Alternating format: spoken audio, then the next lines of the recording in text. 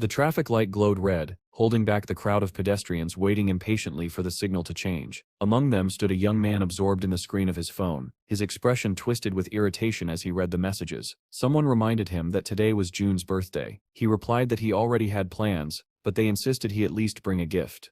At last, the light flicked green, releasing the crowd across the road. Even as he walked, a nearby chat asked where he was. He told them to go without him. One friend even offered to buy him food, but he refused. Caught in the tide of people, the young man bumped shoulders hard with an older passerby. The man snapped at him to watch where he was going, and the boy apologized quietly. He sighed to himself, thinking the day was already bad enough without strangers crashing into him. He tried to remember what June liked so he could choose a gift, but before he could gather his thoughts, a deafening roar rolled across the area. People stopped and looked around in confusion. Someone wondered out loud if it was an earthquake. Then lightning, massive beyond imagination, tore down from the sky. The crowd froze in disbelief. From the point of impact, a shock wave burst outward, sweeping away everything in its path. Panic erupted, cars exploded, buildings collapsed, and people sprinted forward, leaping over debris. Another colossal bolt struck a nearby building, and it too began to crumble as shattered glass blasted outward. Screams filled the air. People ran in every direction, trying to escape the falling wreckage, but not everyone managed to get away. A man clutching his head called out to a woman who lay unconscious. Smaller bolts of lightning began to rain from the sky, each one carving destruction wherever it fell. People and cars were tossed like toys. Covering his head, the young man ran with all his strength, dodging burning vehicles and the stampede of terrified pedestrians. A girl burst out of the metro station, screaming for help, not knowing where to run. He shouted to her and beckoned her toward him. She rushed forward, but before she could reach him, an ambulance plowed through the street and struck her. He kept running, unable to understand what was happening, desperately hoping this was all a dream. Lost in his thoughts, he reacted too late when a truck came hurtling toward him. His life flashed before his eyes. He threw an arm over his head, a useless gesture but braced for impact. It never came. He slowly opened his eyes, trembling. His fear gave way to confusion as everything around him blurred. His body twisted, his mind spun, as if he had been tossed inside a washing machine. A flash of lightning lit the sky once more, followed by another earth-shattering strike somewhere in the distance. His eyes snapped open fully. He looked around without moving, trying to understand. A moment ago he had been hit by a truck, hadn't he? With effort, he rolled onto his back, and what he saw made his breath catch. Above him hung two moons, one blue and one red. Enormous griffin-like birds soared across the sky. Naked and lying on unfamiliar ground, he could only stare in disbelief. Then came a terrible roar. He scrambled to his feet and turned toward the sound. As he stepped closer, his jaw clenched in shock. A massive bear was roaring furiously, foam flying from its mouth, while a pack of wolves circled it. Two wolves clamped onto its paw, and others crouched, ready to strike.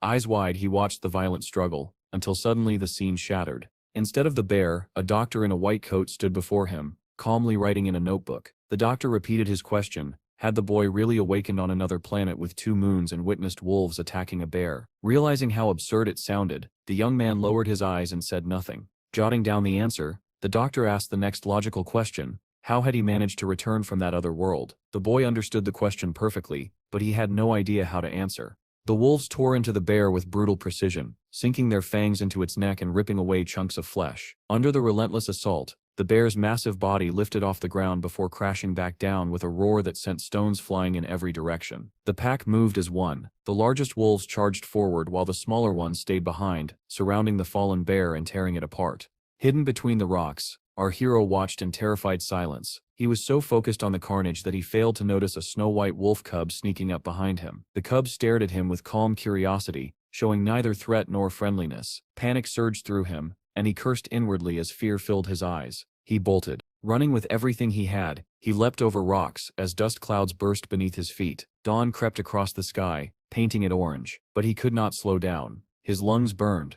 sweat stung his eyes, and every breath felt like fire. Still, he ran. Then, without warning, a translucent message appeared before his eyes, visible only to him. It read, "Your physique has increased by 1. He stared at it in confusion, unable to understand what it meant. Distracted, he never noticed the rock jutting from the ground until his foot caught on it. He stumbled and fell, straight onto a slope. Instead of hitting the ground once, he tumbled down the hill, crashing through bushes before finally dropping off a small ledge and landing headfirst into thick grass. He lay there coughing uncontrollably, tears and sweat dripping onto the earth. When he finally caught his breath, he wondered whether the strange sounds he heard were real or just illusions from exhaustion. Then something caught his eye.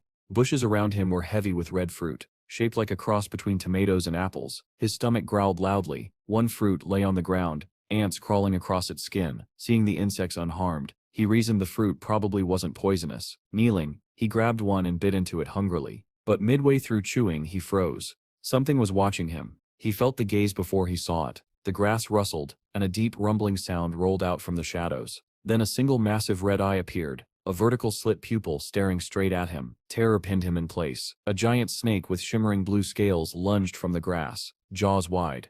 Paralyzed by shock, he stared into its eyes, accepting his fate.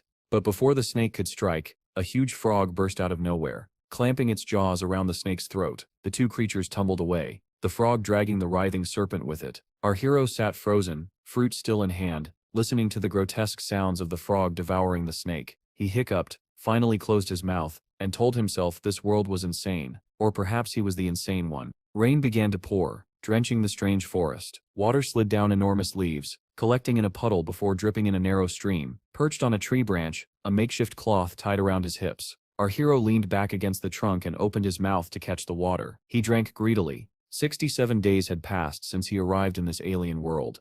Below him, the same wolf pack still prowled, tracking him without rest. He watched them with weary resignation, knowing they could catch him at any moment. But wolves were only one of the dangers. He needed a safer place. Night fell again, and the two familiar moons lit the sky. A year passed.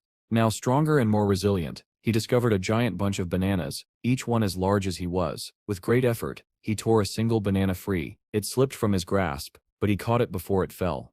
Another message appeared. Your strength has increased by 1. Feeling the truth of it in his muscles, he hauled the enormous fruit onto the branch. While eating, he reflected on how he had managed to survive, or perhaps simply adapt to the madness around him. Below, the white wolf cub stood beneath the tree. It had been following him persistently for months. With cheeks stuffed full of banana, he realized he had almost grown accustomed to its presence. He might even miss it when it wandered out of sight.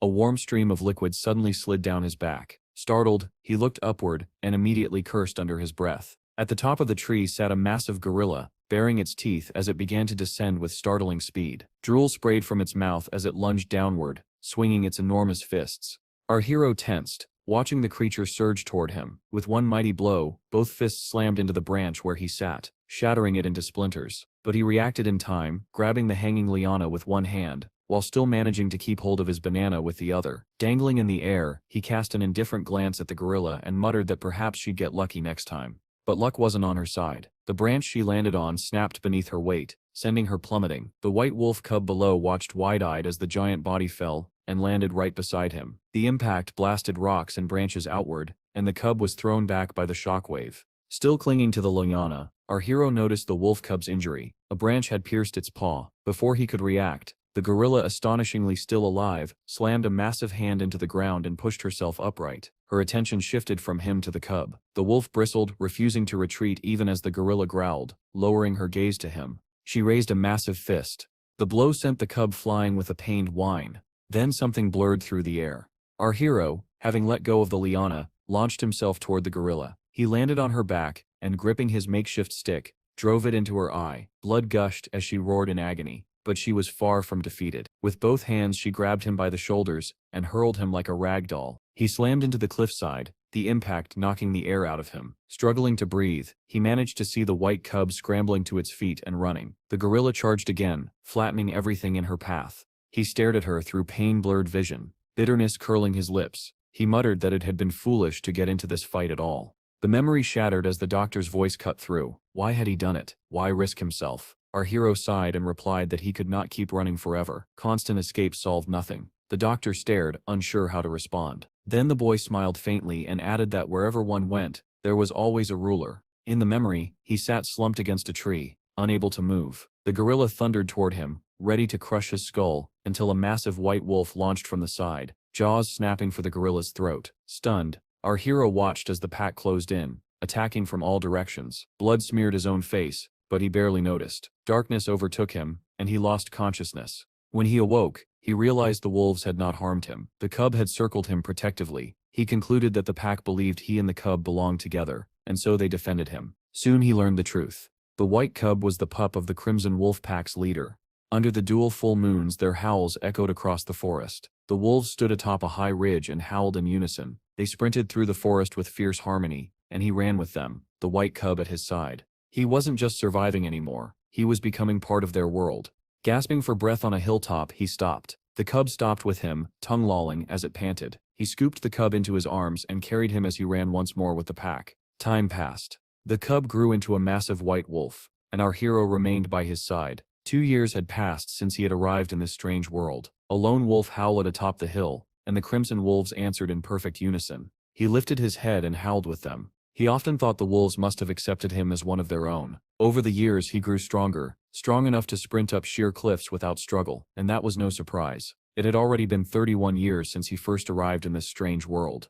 A giant snake suddenly burst from the rocks below and slithered rapidly uphill after him, but he had anticipated this. Drawing his knife, he muttered that even after all this time he still had no idea how to escape this world. He had never found the slightest trace of civilization. With one swift motion, he slashed the snake open from its jaws almost to its tail. The wolves below leapt in to finish the job, tearing apart the rest of the creature. Soon after, they hunted a boar. Running alongside the wolves, he felt fully integrated into the pack, participating in their endless battles for territory. He swung from the vines while watching the wolves chase the boar. Then he leapt, letting out a hunting roar. Mid-air, he released the liana, drew his knife, and plunged down onto the boar's head. The blade slid in effortlessly. A flock of birds burst into the cloudless blue sky as he stood atop a hill. Realizing 120 years had passed, he was certain now, he was the only human on this planet. He remembered mourning fallen wolves. He had made countless furry companions and lost just as many. Sitting on the cliff with a blood-soaked knife, he realized he no longer knew how long he had been here. Centuries had passed. He did not understand how he was still alive.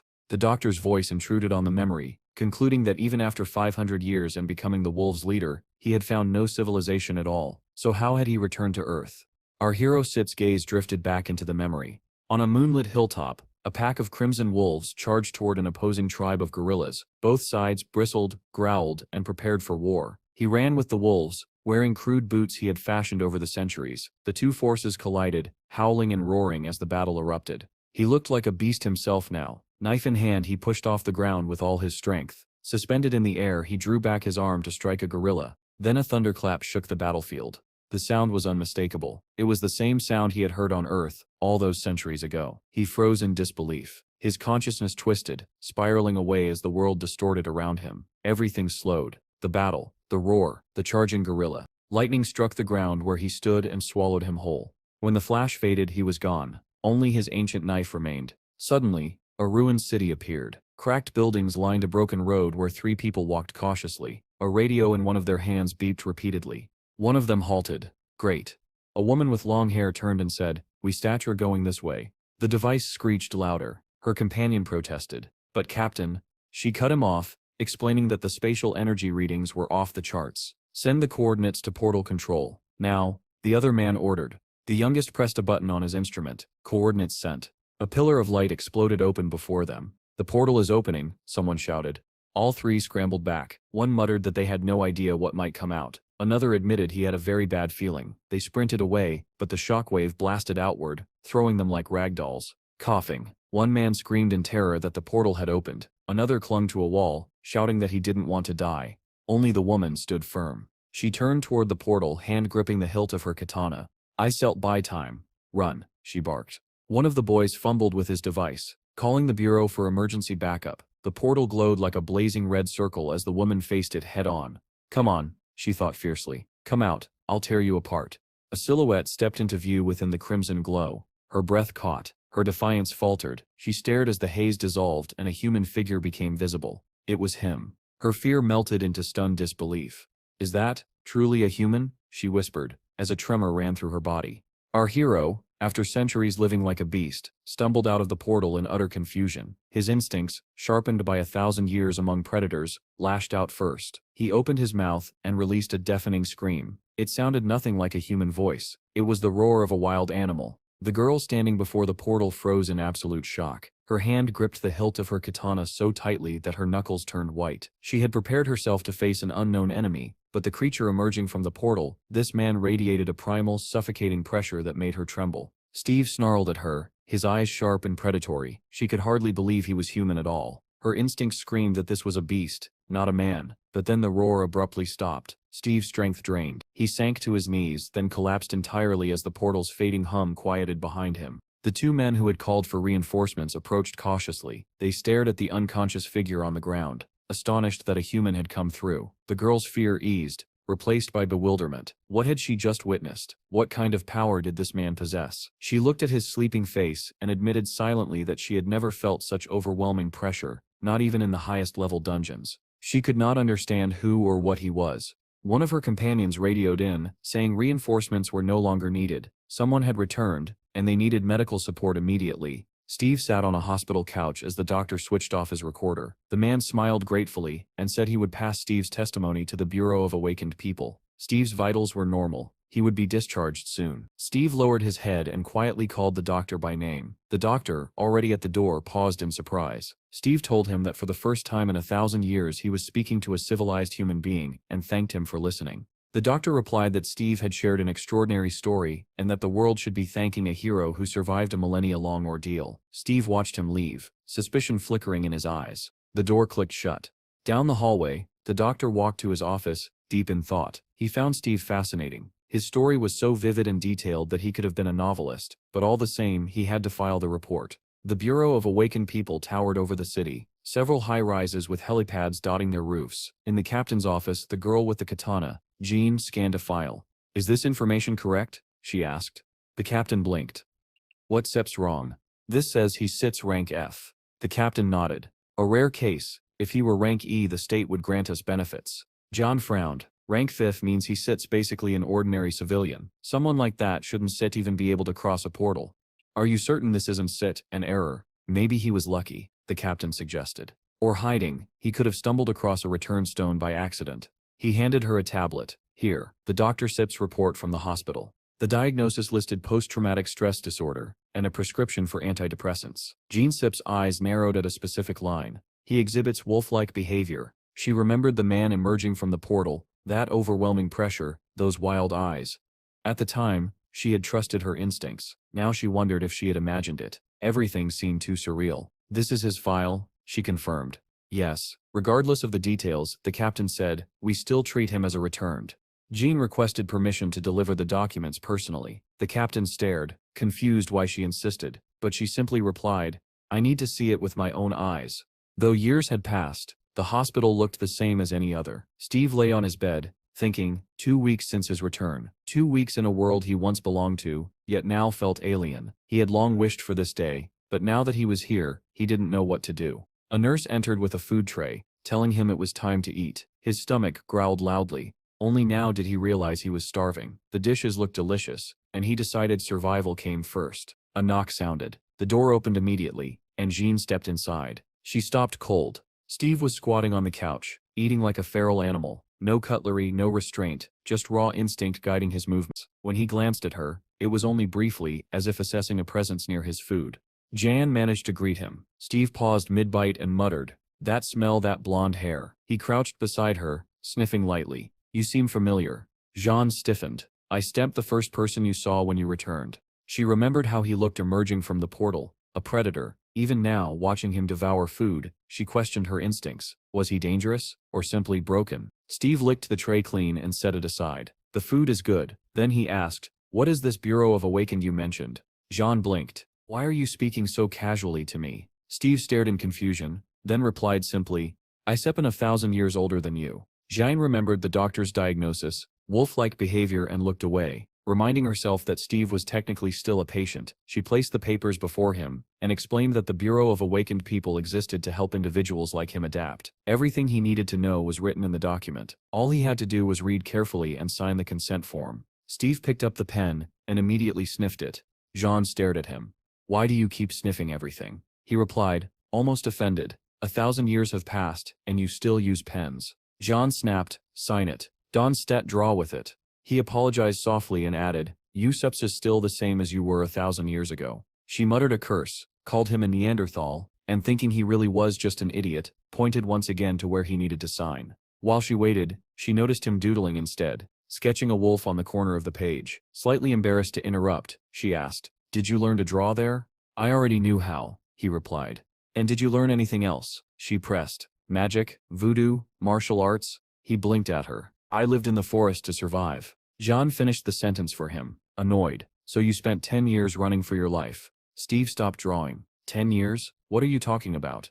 To become a real returnee, someone who can pass through the portal, you need to kill monsters and absorb their spatial energy, but you probably just stumbled onto a travel stone. She sighed. I misread the situation. Steve repeated in disbelief. 10? I wasn't set in the jungle for 10 years. I was there for 1,000. John Sepp's voice rose. Stop joking. You Steph been gone since 2015. It's Sepp's 2025. 10 years. Steve snatched the documents, flipping through them frantically. The dates were there, clear, undeniable. Only 10 years had passed on Earth. He felt the world tilt beneath him. Jan tossed him a card. Your awakened ID. Half of your medical expenses will be subsidized, so read the documents, and when you recover, go back to your family. She left without waiting for a reply. Steve stared at the closed door. Family. A word he had forgotten. He clutched the documents, trembling as he read. If only 10 years had passed, were they still alive? His eyes widened when he reached the page listing his relatives. His mother, his father, both dead.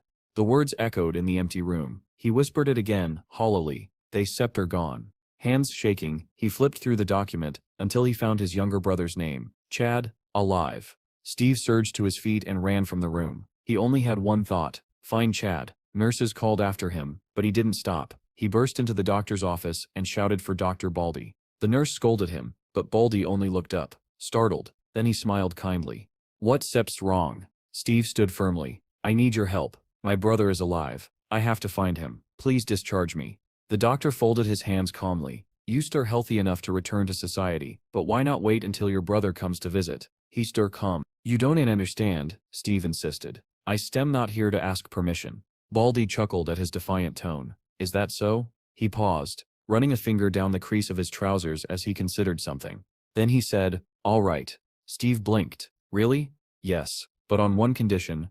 Moments later, Steve sat in the back seat of a taxi, thanking the doctor repeatedly and promising he would never forget the favor. Baldy stood beside the vehicle, looking rather pleased with himself. He instructed the driver, he hasn't set fully recovered. Make sure he arrives safely. The taxi pulled away, and Steve's journey to find his brother began. The yellow taxi rumbled away into traffic while Dr. Baldy and the nurse watched from the curb. The nurse crossed her arms and scolded him gently. You paid his hospital bill, bought him clothes, even paid for his taxi. Why? We usually just let frank patients take care of themselves. And why does he call you Dr. Baldy like you steer old friends? The doctor chuckled. Why? I stem not even sure myself. Maybe, he thought for a moment, smiling faintly. Maybe I want to keep listening to his story. The nurse blinked in disbelief. Why listen to that nonsense?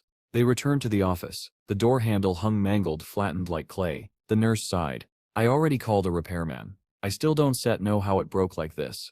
A sudden image flashed, Steve gripping the handle in panic, crushing it as easily as a twig. Dr. Baldy didn't answer right away. He sat down slowly, hands on the chair Sip's armrests, closing his eyes. This was the second door handle Steve had destroyed, and the doctor realized something unnerving. He hadn't smelled anything strange about Steve, yet the man had monstrous strength. Meanwhile, the taxi crawled through evening traffic. On the tablet mounted to the dashboard, breaking news interrupted the broadcast. A reporter announced that due to miscalculating a portal's appearance time, monsters had emerged into an unprotected field. The screen showed a towering, nightmarish creature with rows of teeth, and a second twisting mouth growing from within the first. The ministry had deployed the army and air force. The situation was contained in 50 minutes, but at a heavy cost. 2 tanks destroyed, 12 soldiers and awakened dead. The broadcast ended, replaced by the flashy intro to a fighting show. League of Zoom, a televised battle club for awakened warriors.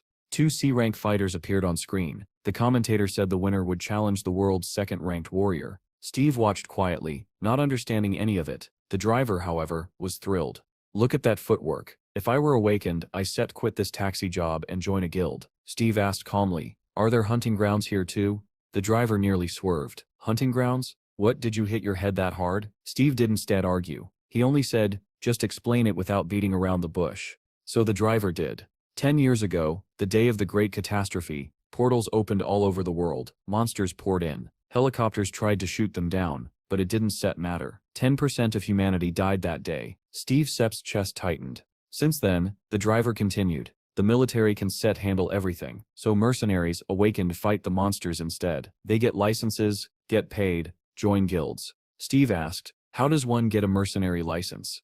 The driver laughed. Not just anyone. You have to be awakened and pass the Bureau Sits exam. Steve absorbed this new reality. It felt more alien than the world of wolves. By sunset, the taxi reached the outskirts of the city. Narrow streets, small houses, old cars lining the curbs. The driver parked beside a two-story brick home. "This is it," he said. "Spend time with your little brother." Steve thanked him, swallowing hard. He approached the house slowly, heart pounding. Was Chad really just behind that door? An elderly woman at the window noticed him and leaned out, annoyed. "Who are you?" "I came to see Chad," Steve answered. The old woman froze when she heard the name. She stared at him closely, her expression shifting from shock to anger. "You brat." Still wet behind the ears. "How dare you speak to your elders like that?" Steve blinked in confusion, completely lost. He waited for an explanation but none came. The woman simply glared at him like he had offended her somehow. And Steve, who had fought beasts and survived a 1,000-year nightmare, found himself utterly baffled by an old woman in a window.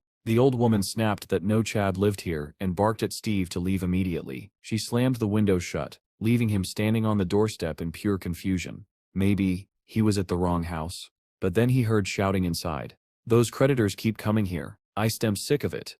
And a child-sip's trembling voice answered, "Has that scary man come back?" Steve froze.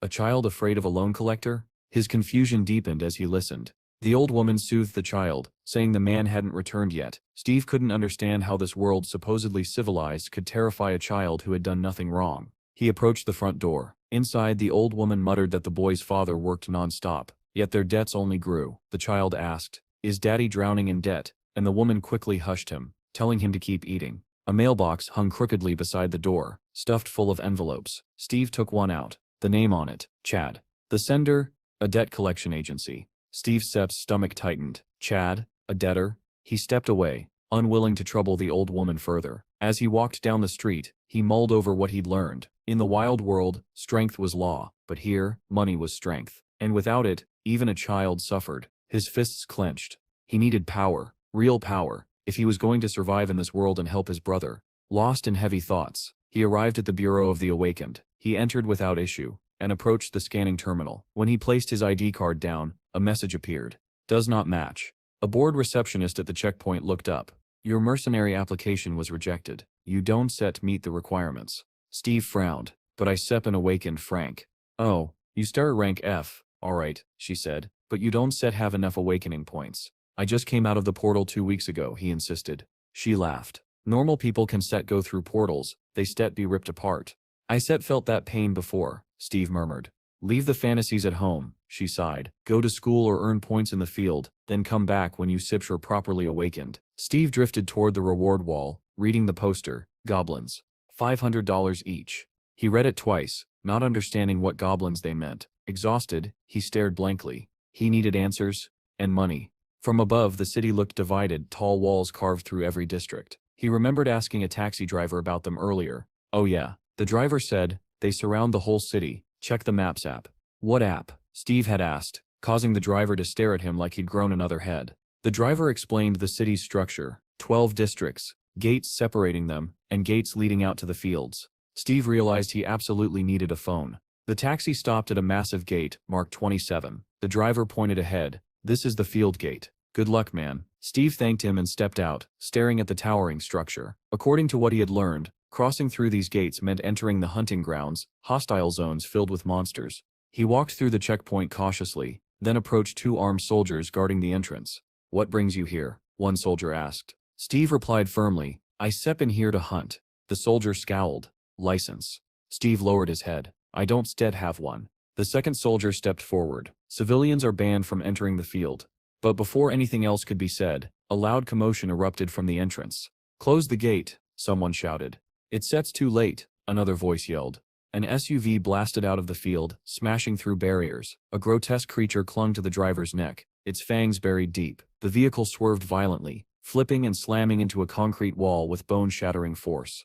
A soldier grabbed his radio, screaming, calling Special Squad. "We have a breach." The others advanced slowly toward the overturned vehicle in a tight formation, weapons raised. The commanding officer barked orders to establish a line. Something inside the SUV twitched. The soldiers held their breath. Steve stood behind them watching the scene unfold, yet compared to the horrors he had survived for centuries, he felt a familiar deadly calm settling over him. Something was coming out. The soldiers steadied their rifles as something inside the overturned SUV began to move. "Take aim," the commanding officer shouted. A massive green hand, bleeding, clawed, and inhuman, smashed through the shattered window. Then the creature pulled itself out, its long fangs glinting as it growled. "Fire!" The soldiers unleashed a deafening barrage. Explosions of gunfire echoed through the gate as dozens of bullets tore into the creature. It screeched, shaking under the impact, its body shredded with holes before collapsing atop the wreckage. "Cease fire. All clear. Call an ambulance."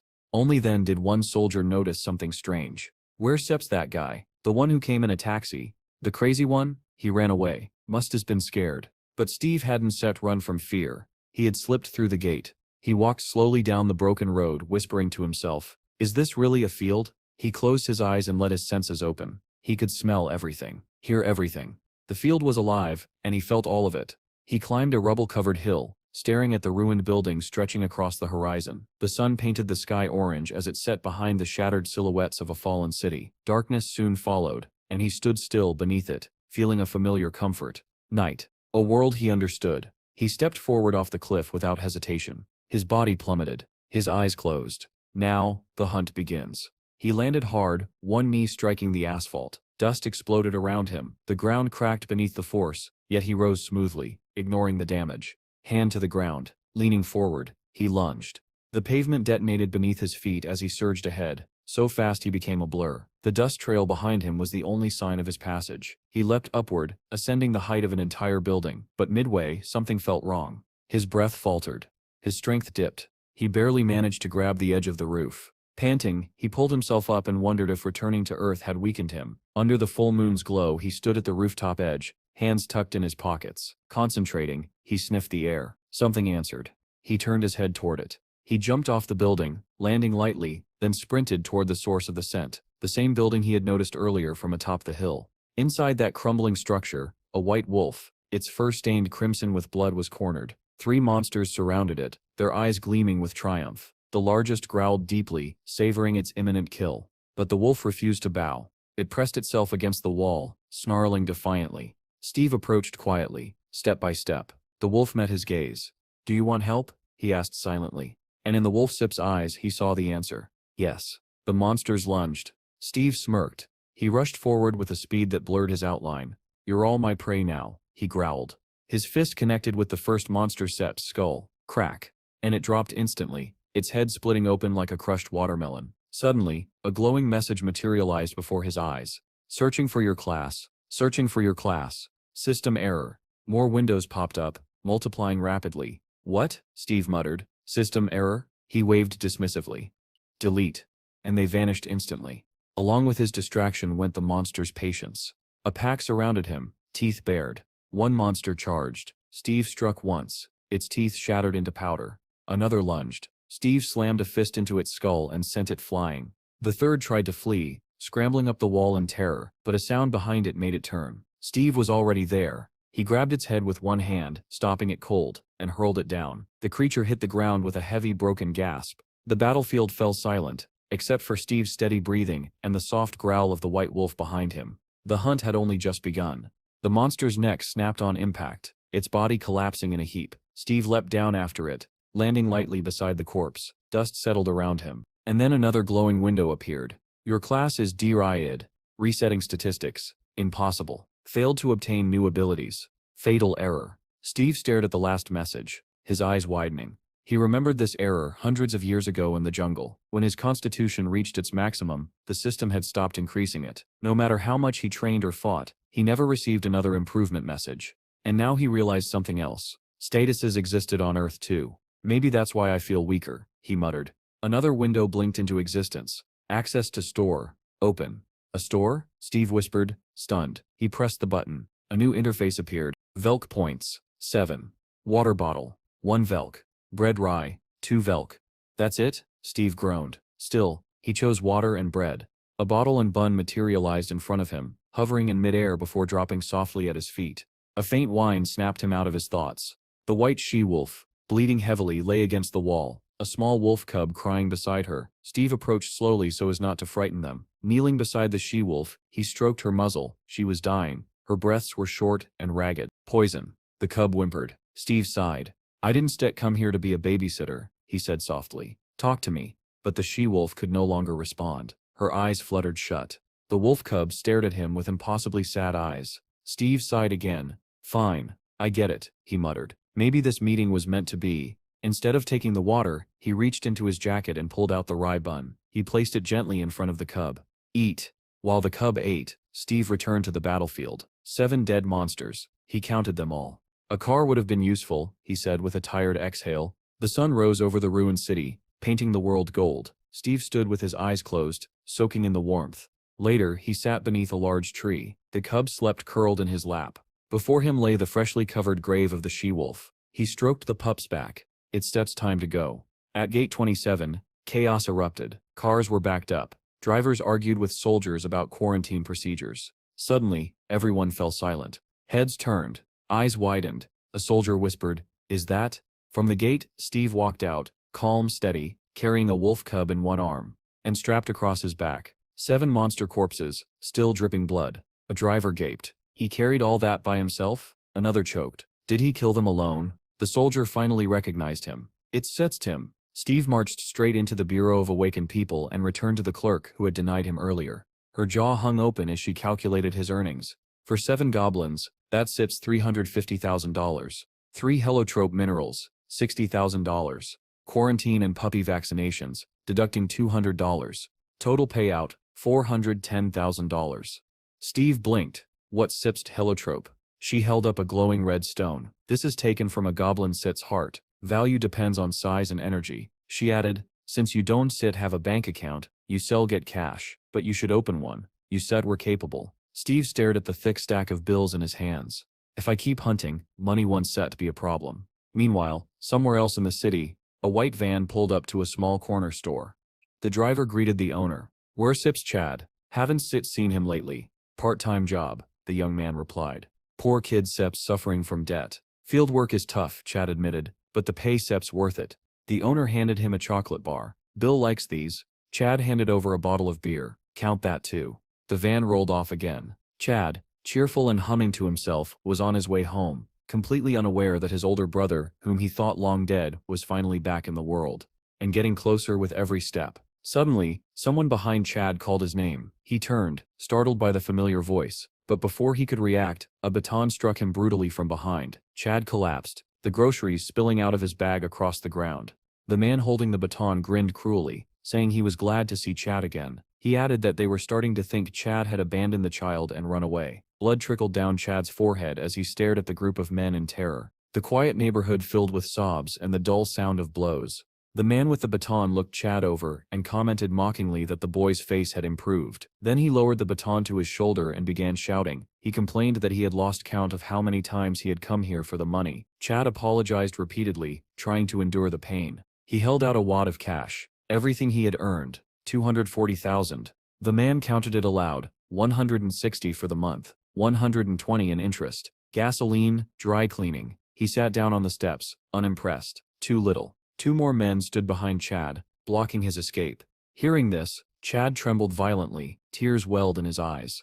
I shall get the rest, I swear. 3 days, please. I shall get it in 3 days. The man struck him again. And do you know how much interest builds in 3 days? He raised the baton once more. If you lie to me again, he never finished the sentence. A voice cut through the street like a blade. Hey, freak. Everyone turned. Steve approached with calm, steady steps, and beside him padded a small white wolf cub. The man frowned and demanded to know who he was, but Chad had already recognized him. His breath caught. His eyes widened. His voice broke. Big, brother. Steve's face was carved in stone. No smile, no softness, only a cold, controlled fury burning behind his eyes. He saw only one thing, his little brother on the ground. Chad rose shakily from his knees, unable to believe who stood before him. The bandit stared between them, confused. Steve took one step, then another. He stopped before Chad, knelt down, and looked him directly in the eyes. Chad, he whispered with a tenderness that contradicted his intimidating presence. Is it really you? Chad stared back at him, overwhelmed. The only word he could form was brother, and with that single word old memories resurfaced, memories Chad had buried long ago. He remembered being beaten by 4 bullies at school. One searched his pockets while another mocked him. Chad pleaded that he had nothing left. The boys didn't believe him. He looked up then, and saw Steve walking by holding bags of trash. Steve, Chad screamed. Help me. The bullies turned in surprise, but Steve only walked past them toward the dumpsters. He didn't even glance at his brother. He simply threw away the trash and walked back, ignoring Chad as he begged. The bullies resumed beating him, telling him that real friends were supposed to help with money. Chad cried through the pain, watching Steve walk away. His brother had abandoned him once, and Chad never forgot that feeling. Later, when the red domes appeared over the city and monsters began crawling out, Chad was home watching the news. The broadcast was interrupted by a violent knock at the door. Chad ran in fear, thinking, "Mom?" But it wasn't his mother. It was his aunt and uncle. They said they couldn't reach his parents and asked where Steve was.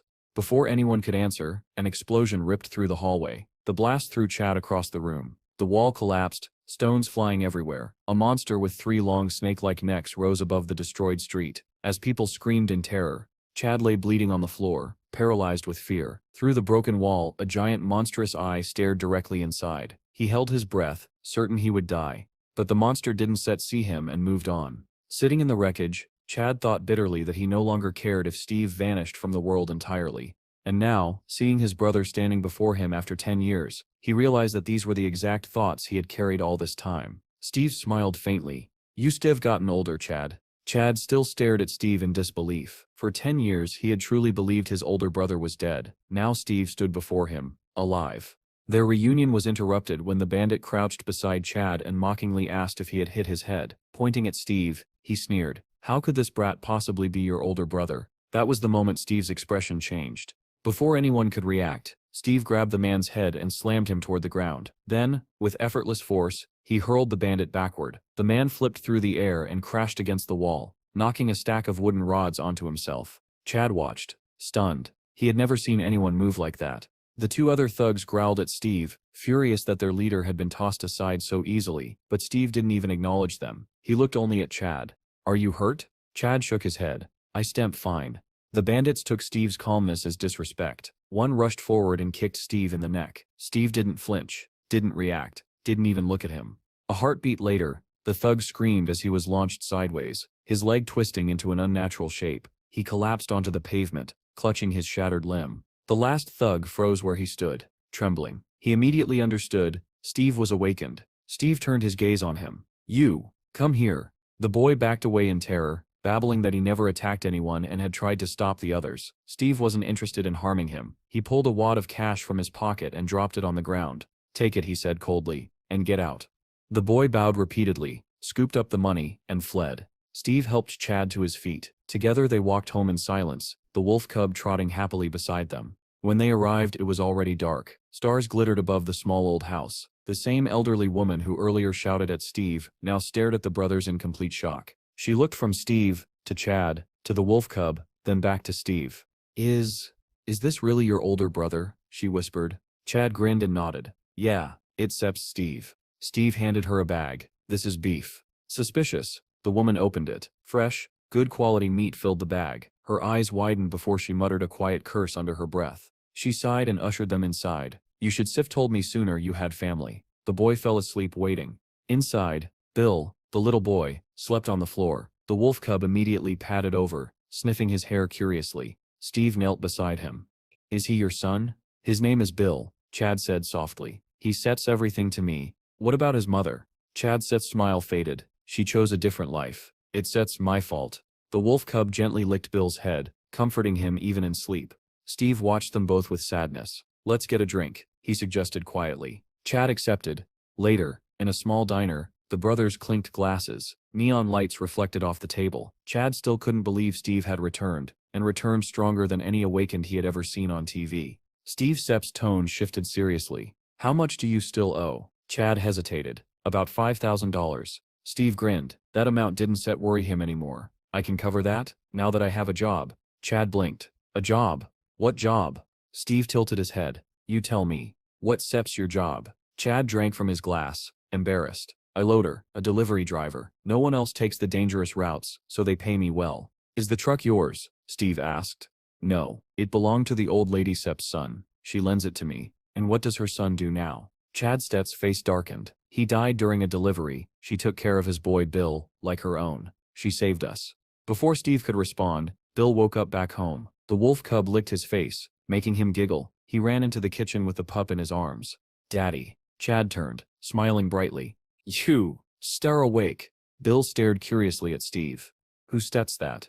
That Sep's your uncle, Chad said proudly. Bill shyly waved.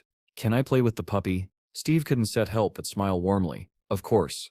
Bill Sep's squeals of happiness echoed through the house as he played with the cub. Chad laughed. He Seps wanted a puppy for years. Yusef made his whole world. Steve didn't respond at first. He simply watched them, his family, with a quiet, unfamiliar warmth growing in his chest.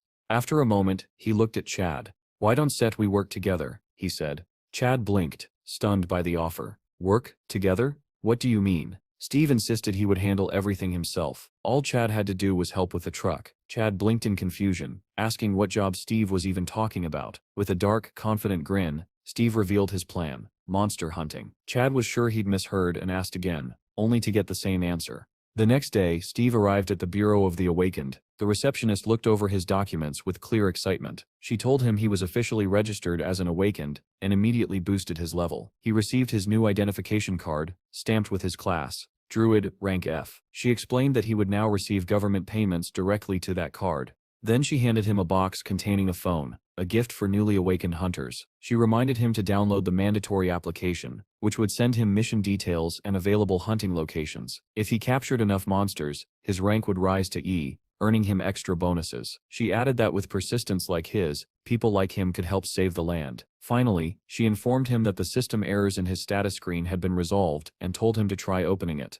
A translucent window appeared before Steve, filled with numbers and attributes he didn't fully understand. Some values, like harmony, were shockingly low, and he wondered how difficult it would be to raise them. Meanwhile, on a sunlit highway, a white delivery van sped between mountain shadows. Chad's phone, mounted on the dashboard, rang. The screen displayed a single word: brother. Chad congratulated him on the new phone and asked if he had finished registering. He explained he had only one last delivery before coming to meet him. When he learned Steve still needed to pass the mercenary exam, he warned him that being rank F would make killing monsters difficult. But Steve cut the call short, irritating Chad, who wondered how his brother could have changed so drastically. As Steve walked through the city checking his phone, he received a notification for monster hunting bonuses and unknowingly passed by an active portal. At the gate's entrance, traffic was backed up. Drivers honked and shouted for the line to move faster. Among the stopped cars sat a green SUV that blended easily into the crowd. Inside were young men in white jackets. The man in the passenger seat stared tiredly out the window,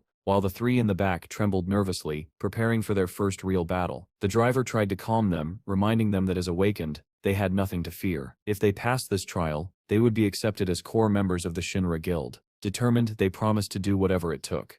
The man in the passenger seat scowled at their enthusiasm. He believed they had no real ability and were only present because of their wealthy families. In his mind, they were destined to fail again. At the checkpoint, a soldier reviewed his monitor and called for the next person. When he looked up, he was startled. Steve stood alone in a fresh tracksuit with no visible equipment. The soldier asked if he was entering the gate by himself and requested his pass card. When Steve tapped it to the terminal, it flashed green. The soldier noted his name and rank F status. As Steve approached the entrance, the soldier tried to stop him, asking if he understood how dangerous the gate was. Inside the SUV, the passenger noticed Steve walking straight toward the gate. The soldiers debated whether they should even allow someone with no equipment to go in alone. Then another soldier recognized him as the man who had killed 7 goblins at Gate 27 the previous day. The SUV's occupants overheard this, stunned that he intended to enter again and without gear. Once the system unfroze, the soldier waved the SUV forward. The man in the passenger seat abruptly ordered the driver to chase Steve, startling him, but the driver obeyed, accelerating through the gate. They turned the same corner Steve had taken, but as the SUV screeched to a stop, the men stared in disbelief. The path ahead was empty. Steve had vanished completely. The driver looked around in confusion, trying to understand how someone they were seconds away from catching had disappeared without a trace. The man watching from the shadows wore a sinister smile, convinced he had found an easy target. But at that very moment, Steve was already sprinting through the forest, kicking up clouds of dust with every long, powerful stride. When he finally slowed to a stop, he planted one foot forward, bent over with his hands on his hips, and tried to catch his breath. The run told him everything he needed to know. His body truly had weakened. Opening his status menu only confirmed it. If he wanted to survive, training was unavoidable. Then he heard something ahead. Steve straightened, focusing on the faint noise. Voices. Human voices. One snarled, "Come on, attack, coward." Another shouted back, "Do you want to die?" From the sound of metal clashing, Steve guessed they were sword fighting. He glanced left, pinpointing the direction, and a predatory smile crept across his face. This wasn't monsters fighting. This was a clash between awakened. He couldn't resist watching. A scream cut through the forest as a severed hand, still gripping a sword, sailed through the air trailing blood. Someone roared, "Attack!" Steve broke into a run and climbed onto the top of a ruined building overlooking the scene. Below, chaos unfolded. 3 men in green uniforms were surrounded by a group of rough-looking bandits dressed in brown, while one bandit barked threats, demanding they drop their possessions and leave. The men in green clearly didn't want to fight. Steve watched silently, noting their trembling stances and unwillingness to engage. A blue pickup truck suddenly pulled up beside the confrontation. A large, muscular man stepped out and planted his foot in the dirt. "Why is it taking so long to deal with them?" he demanded. The boys in green froze when they saw him. Someone whispered his name. Shiek, the notorious C-rank robber, with a 400 million bounty on his head. That number caught Steve's attention. 400 million. Even he couldn't pretend that wasn't impressive. The bandits mocked the green-uniformed boys, saying they should have surrendered earlier. Now it was too late. Sheik rubbed his hands together and smirked, introducing himself and daring anyone brave enough to catch him. The boys in green panicked, realizing the stories were true. One even begged to leave everything behind if they'd be allowed to walk away. Sheik dashed forward without warning. Too late. That's not fun anymore. One of the green-uniformed boys tried to stop him, voice full of terror, insisting they didn't care about their belongings anymore. Before Sheik could strike, a figure dropped from above. Steve landed between the two groups with a heavy thud, hands still buried casually in his pockets. Dust billowed around him. Everyone froze. Sheik, the boys in green, even the bandits in brown. Steve stepped forward as the dust settled. Sheik asked who he thought he was. An angel descending from heaven, but Steve ignored the taunt. He pointed at him and asked only one thing. Is the bounty really 400 million? Towering over him, Sheik demanded to know who he was. Steve replied with a cold seriousness, I just need the money. The bandits recoiled, dumbfounded. The boys in green stared at him as if he'd lost his mind. Sheik burst out laughing, delighted by the absurdity. With a sneer, he asked if Steve actually thought he was from the commission. Steve didn't answer. He simply stared. Then Sheik's eyes glowed red. He told Steve that anyone who looked into his eyes for 5 seconds would be unable to move. Steve stood frozen in shock as his own body began to glow a faint shade of red. He couldn't understand what was happening. One of the boys in green recognized the technique and went pale with fear. Sheik chuckled, confident his ability had worked, and ordered the green-uniformed boys to seize Steve. Cautiously, the boys approached him. Why did you interfere? They demanded. Behind them the bandits stood ready, though far less certain. But then something impossible happened. Steve moved. In one swift motion, he struck Sheik. Everyone froze. The bandits gaped. The boys in green stared wide-eyed. No one understood how Steve had broken the immobilization skill. And the most shocked of all was Sheik himself, unable to comprehend how this newcomer, this rank theft nobody, had just landed a blow on him. Steve tightened his other fist, preparing to strike again. His lips curled into a feral, animalistic grin. That's just magic, he said, as if dismissing Sheik's ability entirely. Sheik flinched at his tone, staring at Steve in disbelief. Teeth clenched. You're funny, Steve added, raising his fist as his eyes glowed bright blue. Sheik's own red eyes widened in fear. He tried to regain control, roaring, Stop. His eyes flashed red. To everyone's surprise, Steve's body froze. His fist halted mere centimeters from Sheik's face. With a smug smile, Sheik taunted him, claiming he wasn't so simple after all. Drawing a knife from his belt, he swung it, and advised Steve never to let his guard down. But before the blade even reached its target, Sheik's nose smashed against Steve's rising knee. The knife tumbled from his hands. What else can you do besides that pathetic trick? Steve asked, almost disappointed. Anything more interesting? He threw a punch at Sheik's face. The man tried to trigger his magic again, starting the incantation, but never finished it. Steve silenced him with a brutal hook, knocking out several teeth. A second blow crashed into Sheik's solar plexus, forcing the air from his lungs. The final kick struck his ribs, folding him over. Steve grabbed Sheik's jacket, and with a single decisive movement, flipped the large man over his shoulder. Sheik crashed through a nearby window, shattering the glass and scattering shards across the ground. Breathing evenly, a faint smile on his lips, Steve said. Too easy. The men in green stared in disbelief, unable to comprehend how Steve had taken down Sheik so effortlessly. With Sheik unconscious, Steve turned to the brown-clad bandits holding their swords out defensively. Are you planning to attack? He asked. They vigorously shook their heads, insisting it was all a misunderstanding. Steve ordered them to gather together, and they rushed to the spot he pointed to. He then asked the green-uniformed boys if they had any rope. One grinned nervously and said he did. Steve turned back to the bandits and asked how much they would pay for their freedom. They panicked, babbling that there was no bounty on them, that Sheik was the only wanted man, and that they were victims who had been threatened. Meanwhile, Shek regained consciousness and listened in outrage as the men claimed Steve was now rich thanks to capturing him. Tears welled in his eyes as he shouted that they were traitors, leeches who clung to him for their share. Steve looked down at him, surprised he was awake already. The green-uniformed boys spoke up, insisting the brown-clad bandits were lying and that capturing all of them would earn a higher reward, but the bandits objected, insisting they were only servants. Shek tried appealing to Steve directly, asking if the government's rules didn't bother him. He said that inside this place, Steve was free to do anything, and if Steve spared him, he would consider Steve a king. Before he could finish, Steve's sneaker slammed into his face. "Sleep a little longer," Steve said. Shek collapsed again, unconscious, a clear imprint of Steve's shoe marking his cheek. Steve turned to the bandits. "There's a reward for them too?" he asked. The green-uniformed boy confirmed they were all criminals. The bandits wilted with despair as Steve commented that there were far too many of them. One of the green-uniformed boys brightened suddenly, saying they had a truck. Steve liked that idea. With a wicked smile, he wished the bandits good night. The forest filled with the sounds of fists, groans, and desperate protests, some insisting there was no bounty on them even as they were knocked out. Soon a red pickup truck sped down the ruined highway, its bed stacked with tied-up bandits like firewood. The driver glanced gratefully at Steve. "Thank you for saving us," he said. "I didn't want to save you," Steve replied flatly.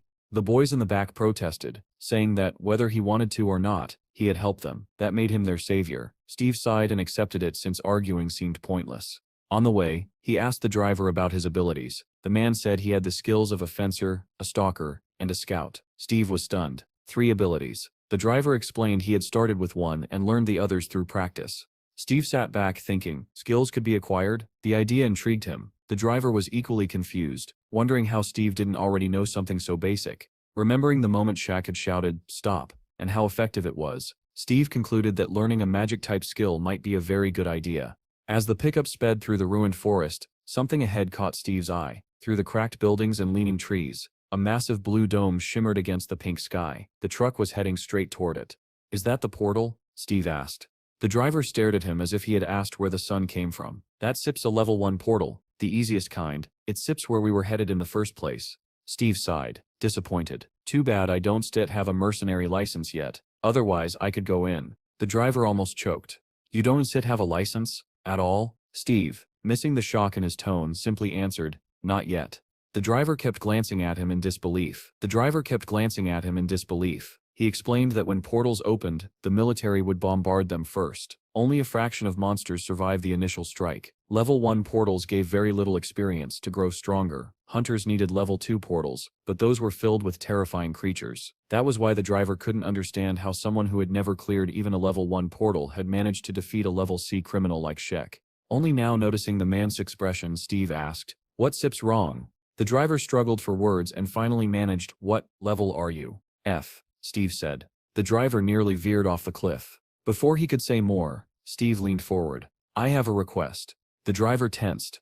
Up ahead, the military had set up a perimeter around the portal. Tanks, armored vehicles, and ambulances were stationed nearby. As the haze inside the portal thinned, the first silhouette appeared. One of the boys from the green SUV. 4 others followed him, and one supported a blonde teammate, whose arm had been reduced to a bloody stump. The team hurried toward the medics. The captain, jaw clenched with rage, complained loudly that guilds accepting members like this should be wiped out. Another tried to calm him, saying many younger awakened behaved this way now, but the captain wasn't comforted. He believed rich kids bought monsters through underground brokers, pretended to finish them off, then hired bounty hunters to boost their levels before joining guilds. When monsters were stronger than expected, casualties followed. He was tired of a world ruled by money. As he approached the soldiers, he asked why there was so much noise in the level 1 zone. The soldier replied that 10 robbers had been caught, among them the notorious Sheik. The captain was stunned. Who captured him? Someone high-ranking? No, the soldier said. A boy, rank F. The captain and his partner froze. How? The soldier explained casually. He beat him up, broke his nose, cheekbones, ribs, both sides. The captain immediately remembered the lone figure who had entered the gate without equipment. His blood ran cold. "Where is he now?" he demanded. The soldier pointed toward the portal. "He entered just now, I think." Without another word, the captain sprinted toward the portal, ignoring his partner calling after him. He needed to see the truth for himself. Reaching the checkpoint soldier, he shouted his rank. The soldier turned, startled, and asked what the matter was. "The man who captured Sheik," the captain said. "Did he enter the portal?" Right then, Steve stepped out of the portal with one of the rescued boys.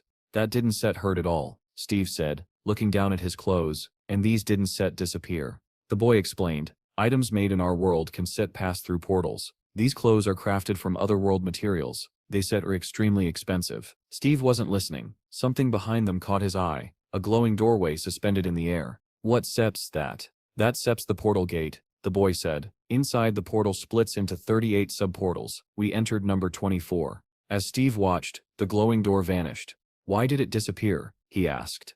They need to clear the area first, the boy replied. Then it reappears. Clear it? You mean kill everything inside?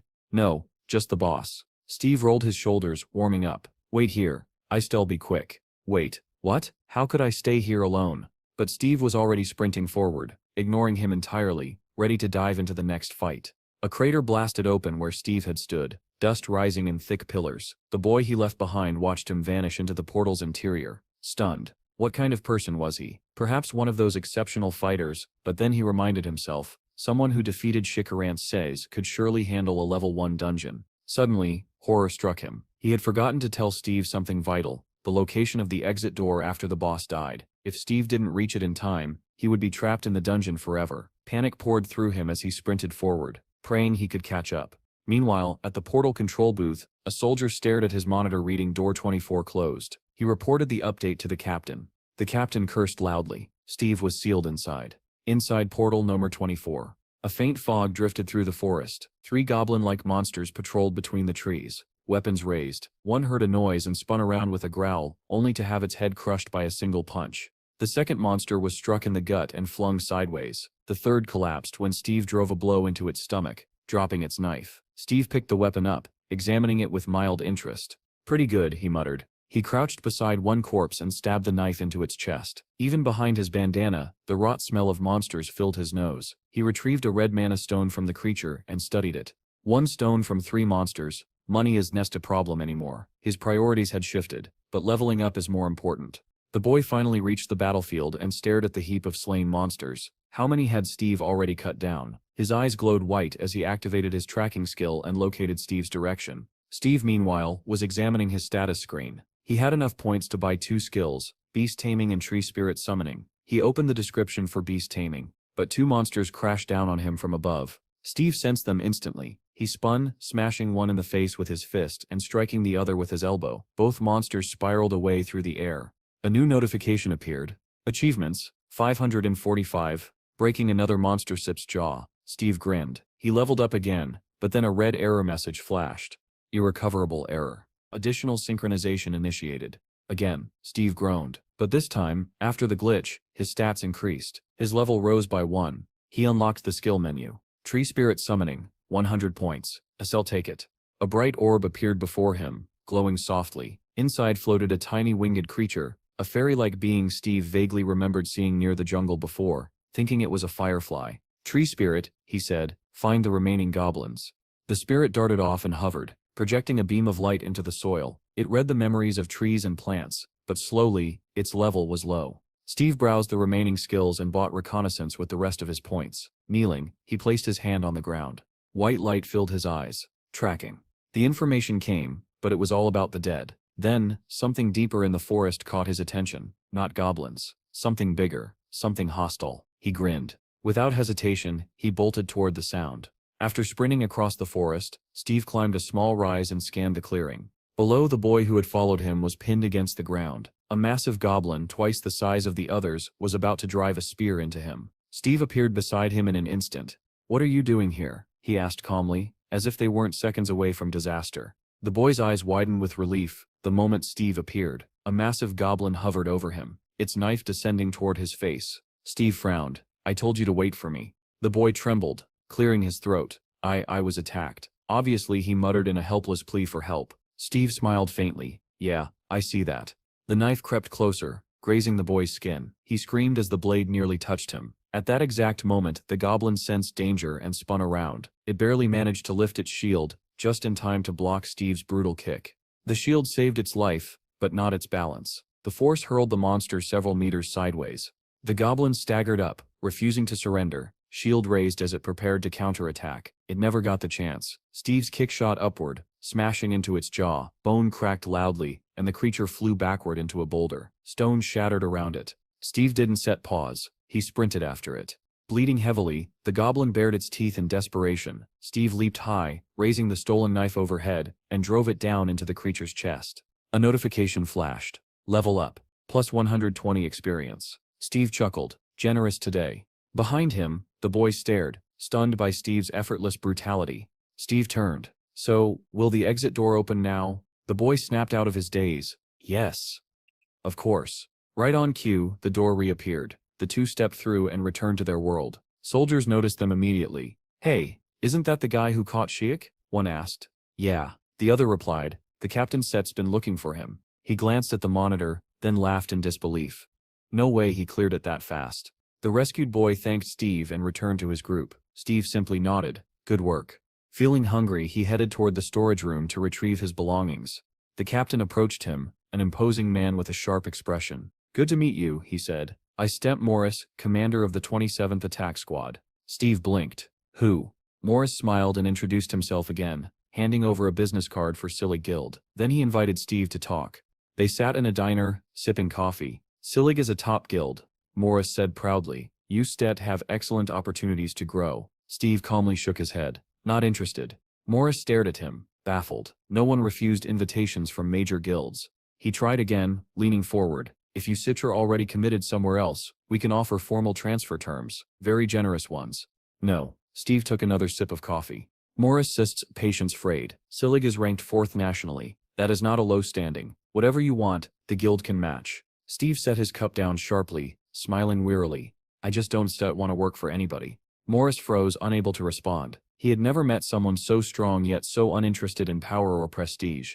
With the conversation over, Steve stood and left. Steve arrived at his younger brother's house, but no one was inside. He looked around.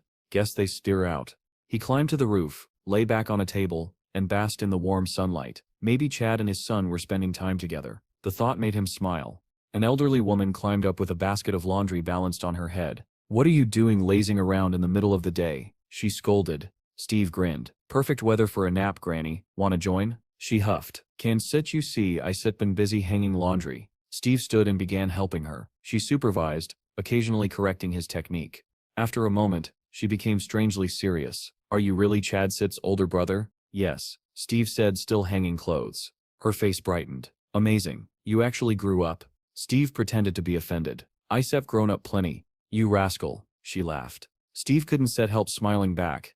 The old woman shook a sheet, her voice softer now. She said it would have been strange if Steve hadn't changed. After all, monsters had attacked. People had died and the world itself had turned upside down. Then, thoughtful and worried, she added that since he had returned after 10 years, he needed to take care of himself so as not to cause Chad grief. Steve realized she wasn't worried about him. She was worried about his brother. He gave her a grateful smile. I fine. I once die that easily. Those who say that, she replied dryly, are the first to die. Chad and his son Bill came home just then, greeting the old woman on the stairs. When she told them Steve was on the roof, they hurried up. Bill rushing ahead with the puppy. Steve placed an envelope on the table. Chad held it, confused. What sep's this?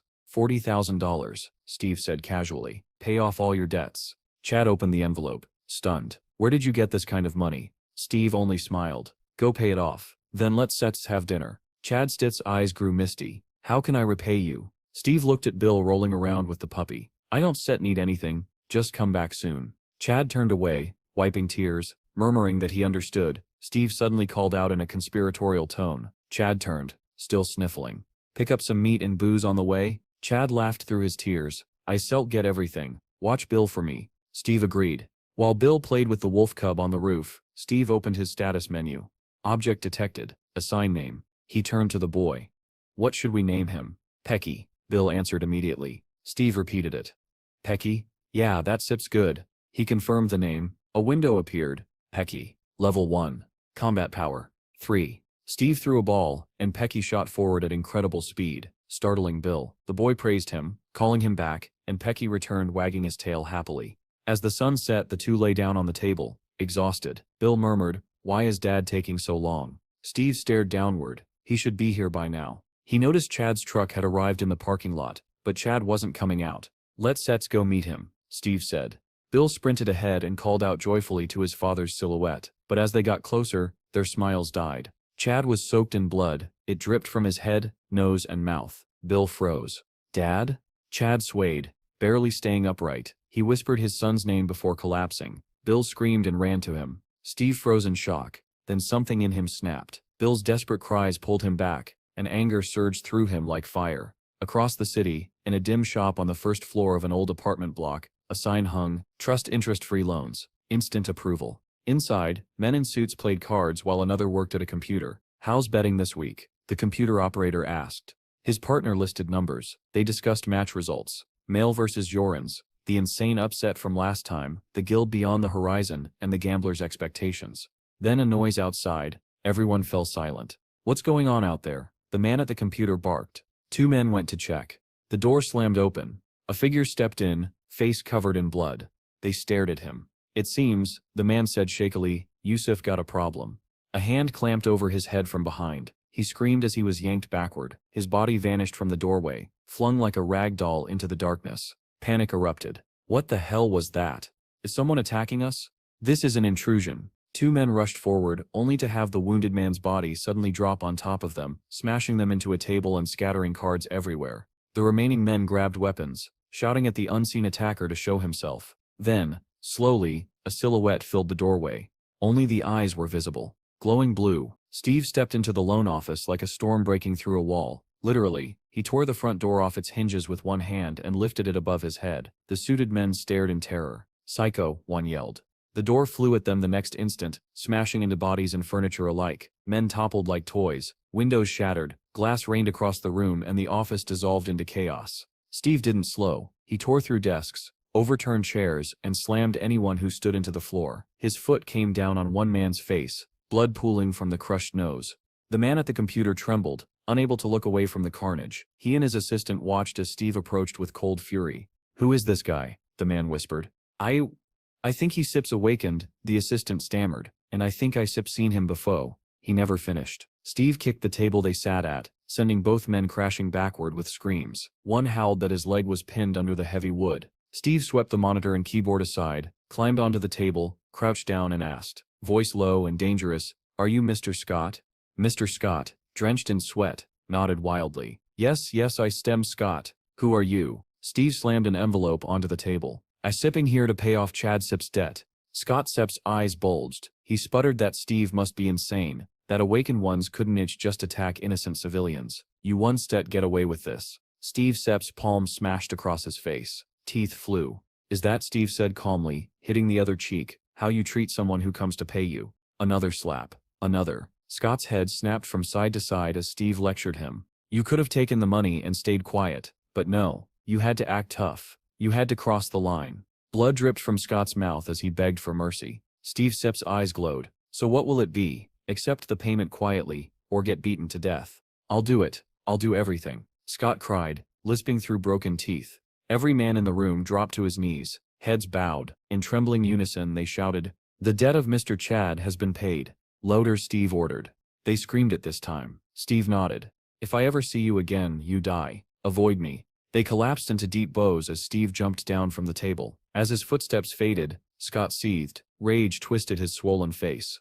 One of the men peeked up. "He set's gone." Scott grinned despite the blood. "Does Steve really think he has no connections? Those two are dead already." Morris entered another office where two analysts sat. He told the manager it was urgent. The kid at the computer asked what he needed. "Pull up a profile," Morris said. Steve Sepp's information appeared on screen. "He sets a top-level newcomer," Morris said. The kid blinked. "Rank F. Registered today and still top level?" "Exactly. Impressive. Isn't said it." But when they attempted to access classified details, the screen flashed. "Access denied." Both stared at it. "Why would his file be locked?" the kid asked. "Try digging illegally," Morris said. The kid rummaged through hidden systems, bypassing firewalls. Finally, got it. They read Steve's history and stared in disbelief. "He sets really level F. And missing for 10 years. Why is all this sealed?" They scrolled to his combat data. The kid choked. "What kind of bread and water is this?" "What?" Morris demanded. The kid pointed at the entry. "It says he beat Shek using only bread and water." They both imagined Steve throwing buns and water bottles at the giant criminal while Sheik begged him to stop. "Suspicious," the kid muttered. 10 years gone. Restricted data. Maybe he sips a government agent. Or a hunter, Morris said, eyes narrowing. Either way, Steve Yinning was far from ordinary, and the world was just beginning to notice. The man in the office didn't want to accept the boy's conclusion that Steve might actually be a government agent, but the boy smirked, saying that at this point it was almost guaranteed. He had already dug up everything he could about Steve, and Morris realized that Steve's cold, distant demeanor now made more sense. With a sigh, Morris suggested they go out for coffee, though his mind still churned. Why would an agent get involved in something like this? He didn't have an answer. He merely asked the boy to keep watching Steve. The boy insisted Morris surrender instead, completely misunderstanding the captain's intentions. Morris snapped back that he only wanted Steve monitored for unusual activity, but the boy stubbornly refused to understand, thinking Morris was trying to hide something. Steve arrived at the hospital. Chad sat by the window, head wrapped in bandages, but smiling when he saw him. Steve placed a pile of fast food on the table. "Why did you buy so much again?" Chad asked. "It'll help you recover faster." Steve shrugged. Chad chuckled and said the bandages would come off tomorrow. He asked if Steve's exam was also the next day. "Yeah. If you pass and join a guild, it'll be great," Chad said hopefully. Steve closed his eyes. In the jungle, he had been the king of the forest, living by his own strength, not relying on others. Could he really join a guild and live under someone else's authority again? Chad sensed his hesitation. "Want me to research guilds for you?" "No need," Steve said. "I stem planning to start my own guild." Chad stared at him. "You stared creating one? Not joining?" Steve just nodded. The day of the exam. The exam was held at the Bureau of the Awakened. Jean, the blonde swordswoman with a katana, was walking through the corridor when the department head called her name. He immediately launched into frustration. 2 riots in your district this week. If a portal had opened, the entire city would have been wiped out. Jane wasn't surprised. "Can't set you handle anything without me." His anger turned to pleading. "Please. I septum dealing with portals every morning. I septum exhausted." "Write a resignation letter," Jean said dryly. The man pretended not to hear her. Then he suddenly snapped again. "Why are you destroying perfectly good swords?" "Again, I just can't focus lately," she answered calmly. "I've had enough of your stories," he shouted, shoving a paper into her hands. She looked at it and scowled. "You stir sending me out again? I wanted to rest today." "You're not the only one suffering. And it's not your first mission," he complained. Jean sighed heavily and turned away. "I've had enough." "Enough of what?" he yelled after her. "The whole atmosphere is suffocating. And stop firing the new recruits. We need one more in the team." Jane shot back that when they took anyone they died on missions. That only angered him further. Inside the exam hall, crowds filled the hall, buzzing with tension. Some muttered that they had to pass this time. Others groaned that it was already their 4th attempt. A young live streamer talked to his camera. "I set him at the Awakened exam. Wish me luck. If I pass, I set I'll start filming hunting content. Thanks for the $20 donation. Link is in the bio." Just then, 3 exam instructors in red caps entered. The boy cursed filming was banned. He cut the stream and turned around, only to see Steve standing silently behind him staring at the phone. "You've never seen someone broadcast before?" the boy asked. Steve blinked. "Who were you talking to?" The boy waved him off. "Forget it, old man." "Old man," Steve repeated. "Used are interesting," Steve commented. "Used are weird," the boy shot back. The show began on the podium as the instructors stepped forward. The lead supervisor addressed the crowd. "I shall be overseeing your 3-day exam. These 21 guards behind me will accompany you for the next 3 days and 2 nights." The hall fell silent. The survival test was about to begin. The hall erupted into movement as examinees formed lines. Everyone prayed not to end up under Jean's supervision. Her squads were notorious. Anyone assigned to her was usually thrown out immediately. The man on the podium announced that all entrants had received numbered tickets. Assignments would be decided by a lottery. As he read off names, each person hurried to their designated overseer. Donnie, the live streamer, heard his name and wilted when he was placed under Warden number 15. Steve Sepp's name followed. He approached Station 15 and froze in pleasant surprise. Standing beneath the sign wasn't just any warden. It was Jean. The blonde swordswoman stared straight ahead, ignoring everyone, until the sense of being watched pulled her attention sideways. Then she saw him. Steve, smiling at her like they were old friends. Her eyes widened. She couldn't believe it. The assignments finished, and examinees were sent to their dormitories. Groups murmured anxiously, complaining loudly if they had drawn the blonde. Others peeked around curiously at the rooms, impressed there was even a training hall. Donnie walked with his head down. He muttered to himself that he must have cursed his luck. Assigned to Jean again, in front of his subscribers he'd bragged, but in reality he felt doomed. Examinees filtered into room 15. Some changed clothes, others sat nervously. Steve noticed Donnie sulking on a bench and sat down across from him. "You were giggling a minute ago," Steve said. "Why so sad now?" Donnie glared. "Why should I be happy?" "What do you mean?" Steve asked genuinely. "Do you even know what that blonde is like?" "They call her a witch," Donnie snapped. Steve frowned. A witch? Jin?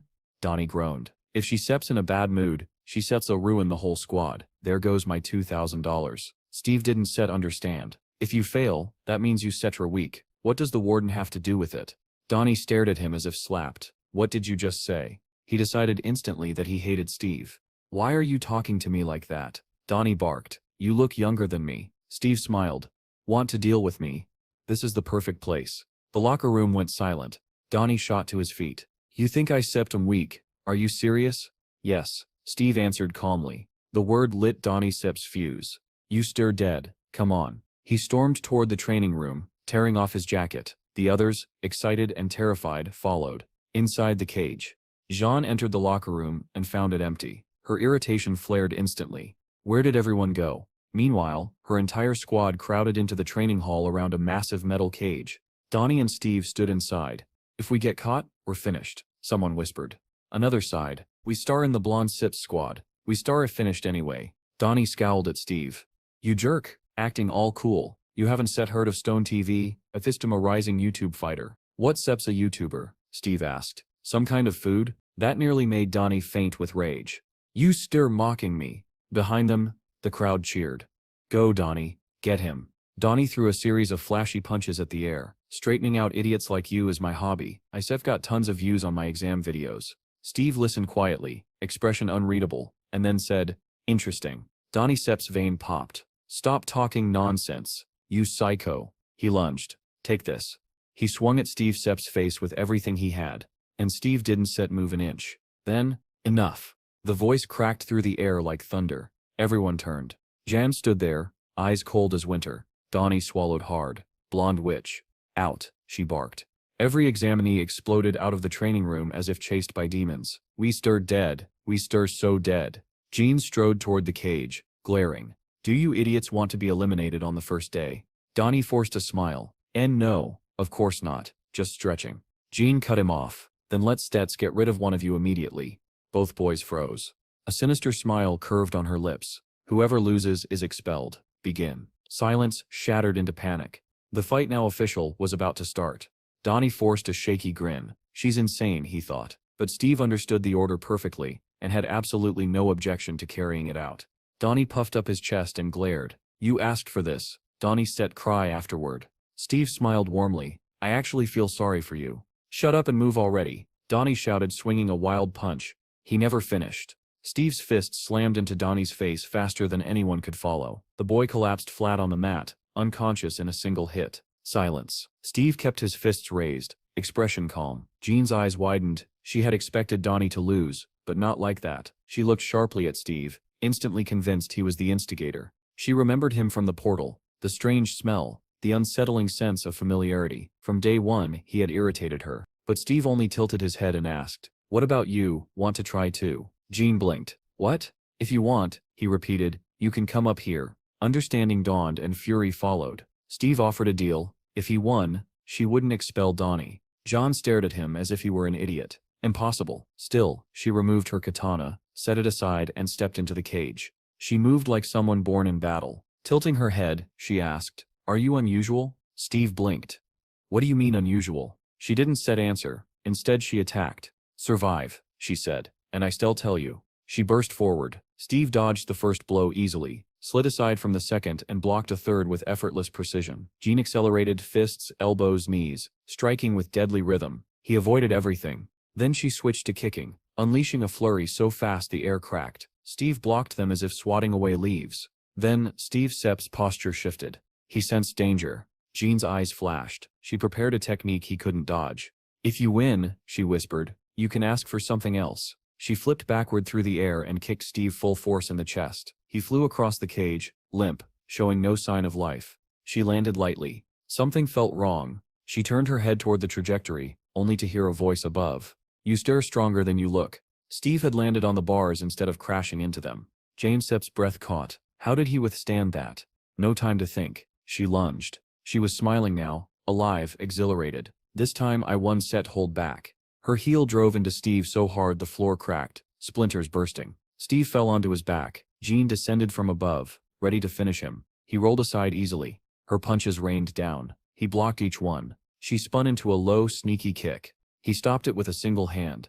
Then he crouched, one hand blocking, the other curling into a fist. He smiled, waiting for his moment. He struck. Jean barely had time to curse. A blue glow erupted around her torso, a barrier formed by her awakened ability. Steve's fist smashed into it. The shield shattered like glass, sparks flying in every direction. She was thrown to the floor. Blue lightning like sparks danced around her as she struggled up, stunned. He broke my shield? Steve was already raising his fist again. My turn. John sat on the ground, staring at him. You you're insane. But Steve only shouted with bright-eyed excitement. This is fun. A mischievous smile tugged at her lips. You really are unusual. My intuition was right. Steve didn't understand. He just blinked at her, confused, fist still raised to attack. She suddenly stood straight, extended her hand toward him, palm out. Her expression was serious. I lose, she said. Steve froze. Why? It was just getting fun. But Jean had made her decision, and the entire squad would soon learn why. Jean let out a long exhale and said the fight had to end. Not because she couldn't continue, but because the room was far too small to use real skills. Next time, she added, we shall fight somewhere with more space. Steve nodded with a sad little smile, genuinely disappointed. He hadn't planned to continue the fight anyway. Jean growled in irritation. Say whatever you want. I already admitted defeat. Steve looked at her curiously. Are there many strong women like you in this world?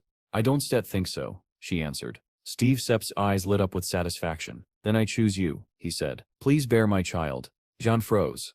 What did you just say? Steve repeated the offer calmly, as if it were the most natural thing in the world. A slap cracked through the cage so loudly that Donnie woke up on the floor. John marched out, muttering curses, glaring daggers at Steve. Donnie blinked in confusion. Why was Steve getting hit? Why was he lying on the floor? Slowly, memory returned. The first punch, the instant defeat, the threat of expulsion. He collapsed to his knees. How humiliating, thrown out before even taking the exam. Then he noticed Steve walking past and glared at him. You feel better after humiliating me? Donnie snapped through tears. Steve gave him a gentle smile. You didn't lose. Donnie blinked. What? From above, unseen by the students, a surveillance camera quietly recorded everything. In another room, the man with glasses stared at the footage, stunned. Did Jean really lose? Back in the training room, Steve told Donnie, go on, and walked away. But Jean said the loser gets kicked out. How am I supposed to stay? Donnie shouted after him. I asked her not to kick you out, Steve replied simply. Donnie stared blankly, his cheeks still swollen. What? Why did she hit you then? He added. Steve only shrugged. None of your business. He kept walking, leaving Donnie behind in dazed confusion. Then a thought struck Donnie. Did they agree that I could stay if Steve survived her strike? Tears welled up, his face twisted with gratitude. That man, he's a real man. He burst into tears. Brother. Wiping his eyes, he ran after him. Let's go together. Suddenly a voice echoed through the speakers. Awaken Steve Yinin, report to the Warden Sip's office. Both boys froze. Is that your name? Donnie asked. Seems like it, Steve replied. Steve knocked, entered, and sat across from the man who had just witnessed the entire fight footage. The warden placed a recorder on the table. Everything said in this room will be recorded. Steve swallowed nervously. I just saw your sparring session with Jean. She Sep's a B rank awakened. Are you unusual? She asked me the same thing, Steve replied. What does that even mean? The man stared. You really don't know. He began explaining. There were 3 known planets connected to Earth through the bridging portals. Aruka, a peaceful world of elves and dwarves, where earthlings learned magic, crafting, and artifact making. Kushan, a divided world where the Man tribes and the Chungwan people battled for dominance. If the portal opened in Man territory, war. If it opened elsewhere, exchange. Midul, home to warlike orcs and terrifying monsters. When a portal opened there, battles erupted instantly. People who return with powers from these worlds, he continued, cannot be measured by normal awakened rankings. We call them unusuals. Steve listened with polite boredom. When the explanation ended, he said, that Sep's all pretty complicated. But then he added quietly, actually, it's Sep's not just 3 planets. The warden blinked. What do you mean? His mind raced. He can be from one of those 3. Was he raised in a dungeon? No. That wouldn't make him capable of defeating a B rank. Where did you come from? The man finally asked. Steve answered plainly, I already told that bald doctor everything. I lived 1,000 years with wolves. The warden dropped his pen. And the recorder kept running. The warden stared at Steve in stunned silence, replaying the wolf story in his head. 1,000 years. Wolves. B-rank defeat. None of it made sense, and yet Steve had said it with absolute sincerity. Steve tilted his head. So is the conversation over? The man jolted out of his thoughts. Yes. Yes, you may return to the dormitory. He tried to smile but his face twitched. Steve thanked him and left. The moment Steve closed the door, the warden slumped back and muttered, so the rumors might be true. Just then, a man entered and saluted. Senior Sergeant Sheldon reporting. The warden instructed Sheldon to take over as Warden 15. Sheldon blinked. Jan isn't set coming? The warden clicked his tongue. She ran away. Ran away? How? The warden adjusted his glasses. Because Steve is in Team 15. Sheldon stiffened. He was ordered to keep a close watch on Steve during the entire exam and file a detailed report afterward. A voice echoed through the dormitory. All examinees, put on your uniforms and assemble at the stadium. Groans erupted. It begins. At the stadium, each warden stood beneath their squad numbers. Sheldon stood at 15, and the moment the group saw John wasn't there, cheers exploded. She sips gone. Thank the heavens. Sheldon replaced the witch. Sheldon introduced himself with a grin, and announced today's tests. Run 100 meters, in 9 seconds. Complete 40 triathlons in 1 hour. Easy, right? The group erupted in complaints. That sip's unfair. People have different builds. Not everyone is a sprinter. Nearby, a chubby girl finished the 100 meters in 13 seconds. Eliminated, the warden declared. I am a healer. Lower the bar. Monsters won't slow down for healers, he replied. Then he called, Group 15, Donnie, to the start. Donnie swaggered forward. 9 seconds, child's play. His teammates panicked, but Donnie grinned and flashed a victory sign at Steve. The whistle blew. Donnie exploded forward, feet kicking up dust. He crossed the finish line triumphantly. 8 seconds, Sheldon read. Passed. Donnie cheered, until Sheldon called the next name. Steve Yaning. Steve stepped up calmly, set his feet on the blocks, and stared down the track. Donnie yelled, Let's go, brother, while the rest watched nervously. The whistle blew, and Steve vanished. All they saw was a shockwave of dust exploding behind him. The finish line sensor beeped before anyone could register what had happened. Donnie Sip's jaw dropped. He Sips not human. Inside the administration office, a phone rang. The warden picked it up. Sergeant Sheldon Sip's voice came through. Sir, Steve passed. His results are beyond shocking. Sending video now. The warden tensed. What about journalists? Sheldon turned, and froze. Journalists were already alive with excitement. Cameras aimed at Steve like hunters spotting prey. A phone rang again. A woman answered. Returnee Management Bureau. This is Manager Kim. This is Major Swan, the caller said. ISEP sent you 2 videos. Please review immediately. She opened them. Steve's run captured in full detail. Her eyes widened. What? What is this? On screen, Steve's figure tore across the track at impossible speed. The Major Sep's voice echoed through the phone. Seems the doctor wasn't lying after all. Manager Kim bit her lip. If this man is truly unusual, if his answers were real, then Steve may be a returnee from a 4th unknown planet. She slammed her hand down. Stop all journalists. Block all access immediately. The assistant checked his phone. Too late. There's Sep's already an article about Steve Sep's record-breaking run. Shut it down, she snapped. Clear every article. But outside it was too late. Journalists surrounded Steve like bees around nectar, cameras flashing, microphones shoved toward him. Just one comment. Sir, how did you run that fast? Please give us a moment of your time. Are you the returnee from the unknown planet? They piled closer and closer, and Steve stood at the center of the storm, as calm as ever. Steve stared blankly at the wall of shouting journalists, unable to understand why they were screaming his name. He didn't say a single word, he simply blinked, confused.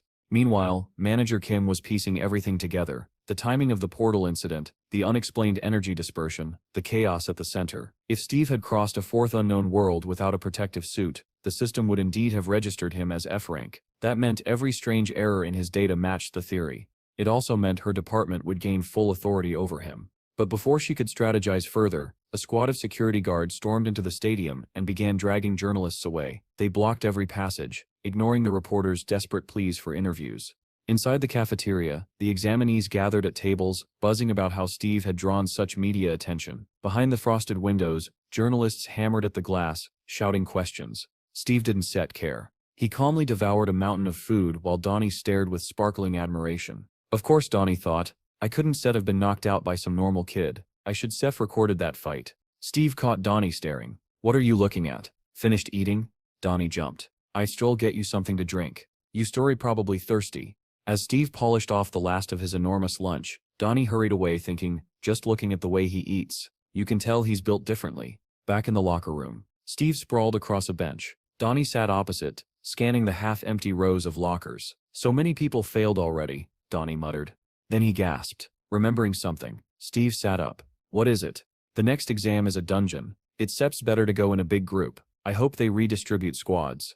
Steve lay back down and closed his eyes. It sets fine, I don't need anyone. Donnie nearly applauded. He seems so confident. And he has every right to be, he thought. Yeah, but dungeons are unpredictable. Different skills help. Steve answered, that sips, and cut himself off, suddenly switching topics. When we first met, you were talking to yourself on your phone. What was that? That, YouTube. Steve sat up. What is YouTube? Donnie stared. You really are from the mountains, aren't you? You could say that, Steve replied.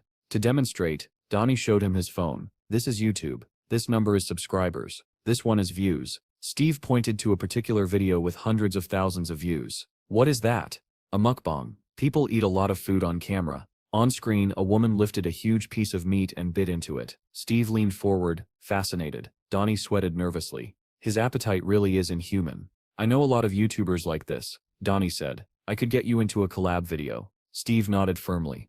I remember the promise. Donnie blinked. His enthusiasm, his intensity, it was overwhelming. You're a good guy, Steve said out of nowhere. Donnie flushed, remembering how much attention Steve had drawn from journalists. He really could become a superstar. Strong, handsome, viral potential. Steve added, join my clan.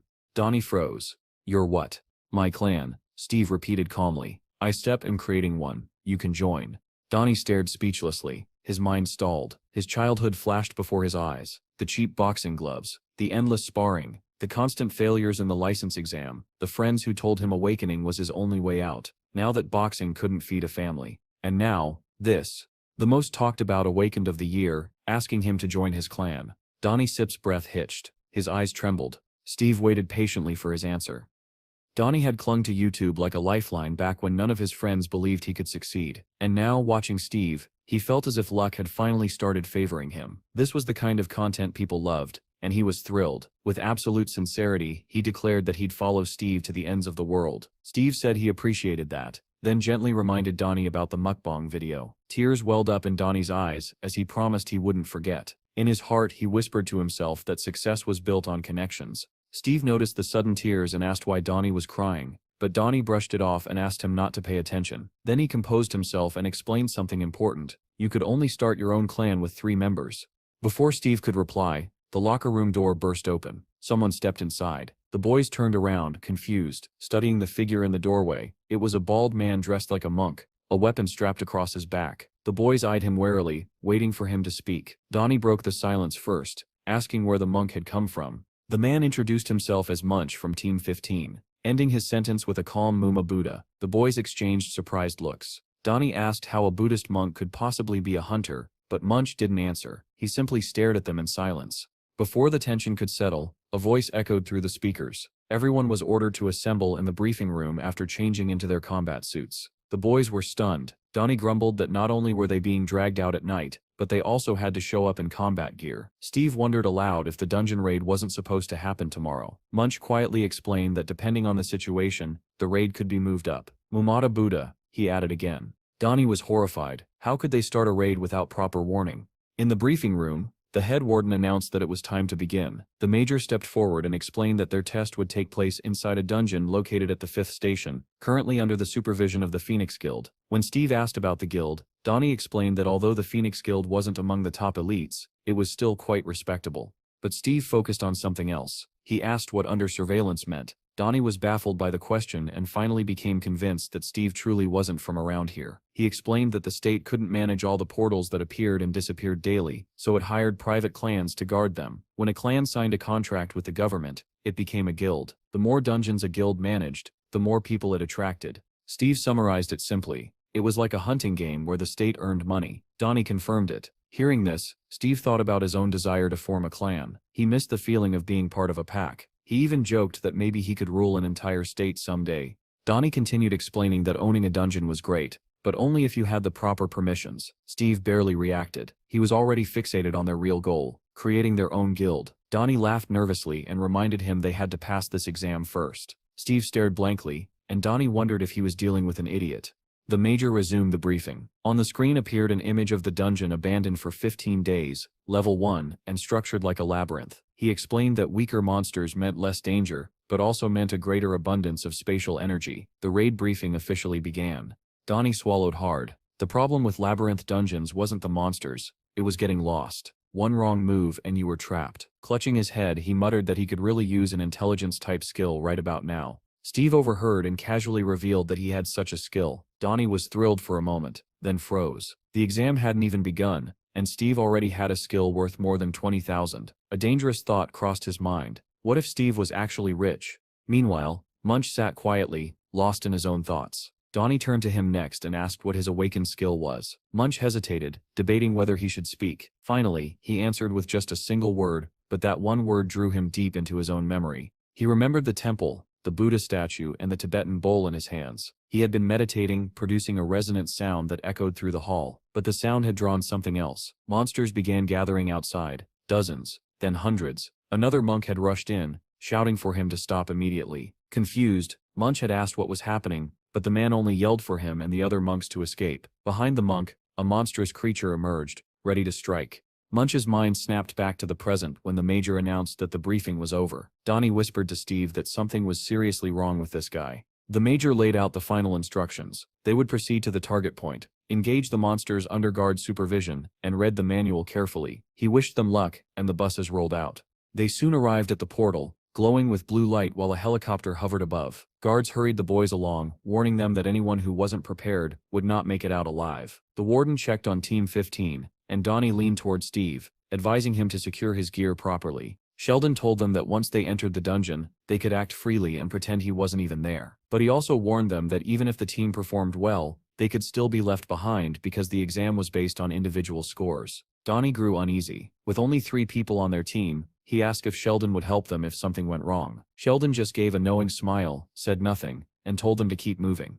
When they stepped off the bus, Steve asked Donnie why he looked so nervous. Donnie forced a guilty smile and insisted he wasn't scared, though he failed to finish his sentence. Even Munch, the monk, remained calm as he asked the warden whether he could use his personal weapon. The warden confirmed that he could, and the boys headed out. Donnie was stunned. This was only an exam, yet the monk already carried a weapon made of dimensional matter. At the portal, the guard directed the 14th team inside, then told Team 15 to proceed through the right entrance. Sheldon smiled with satisfaction and ordered them forward. As they stepped into the portal, the warden announced that their team had officially entered. Steve took the lead, which made Donnie panic. Why was he walking in front? It was dangerous. Donnie hurried to warn him but instantly regretted speaking. Making noise before reaching the safe zone would lower his score. Suddenly, a skeletal monster in a robe lunged out from the side. Steve didn't flinch. With a single blow, he shattered the monster's skull. Donnie said the creature must have been attracted by his own scream, but at least they took it down. Impressed, he declared Steve perfect. As expected, Donnie then asked if Steve would use his recon skill if anything else went wrong. Before Steve could answer, a soft click echoed through the hall. A tile under Munch's foot began glowing. Donnie recognized it instantly. He opened his mouth to explain, but he didn't even finish the word trap before a storm of arrows came raining down. Munch reacted immediately. He reached behind him, grabbed his weapon, and began deflecting arrows with incredible speed. The moment triggered another memory back at the temple, when his meditative chant had drawn a horde of monsters. The military had responded with missiles, and his mentor, badly wounded, had fought desperately to protect him. Munch had begged for forgiveness, believing the catastrophe was his fault. The missiles wiped out the monsters, and the temple along with them. Back in the present, Munch continued deflecting arrows with that same weapon he had carried ever since. Donnie watched in awe, praising his skill. Then another click sounded. A second tile lit up bright white. The floor beneath the boys dissolved, sending all 3 plummeting downward. They hit the bottom hard. Steve and Munch landed on their feet, but Donnie lay in a heap of rubble, groaning loudly. He stared blankly at the ceiling, mourning the fate of his ambitions, but then a growl echoed from deeper within the tunnel. Donnie jumped up, horrified, and declared that they must be cursed magnets for monsters. Munch apologized, explaining that his monk abilities naturally attracted them. Donnie froze. His skill attracted monsters? Steve, on the other hand, was delighted. To him, this was perfect. Now he wouldn't even have to go looking for enemies. He stared ahead with a calm smile and said it was even better this way. He was too lazy to hunt them one by one.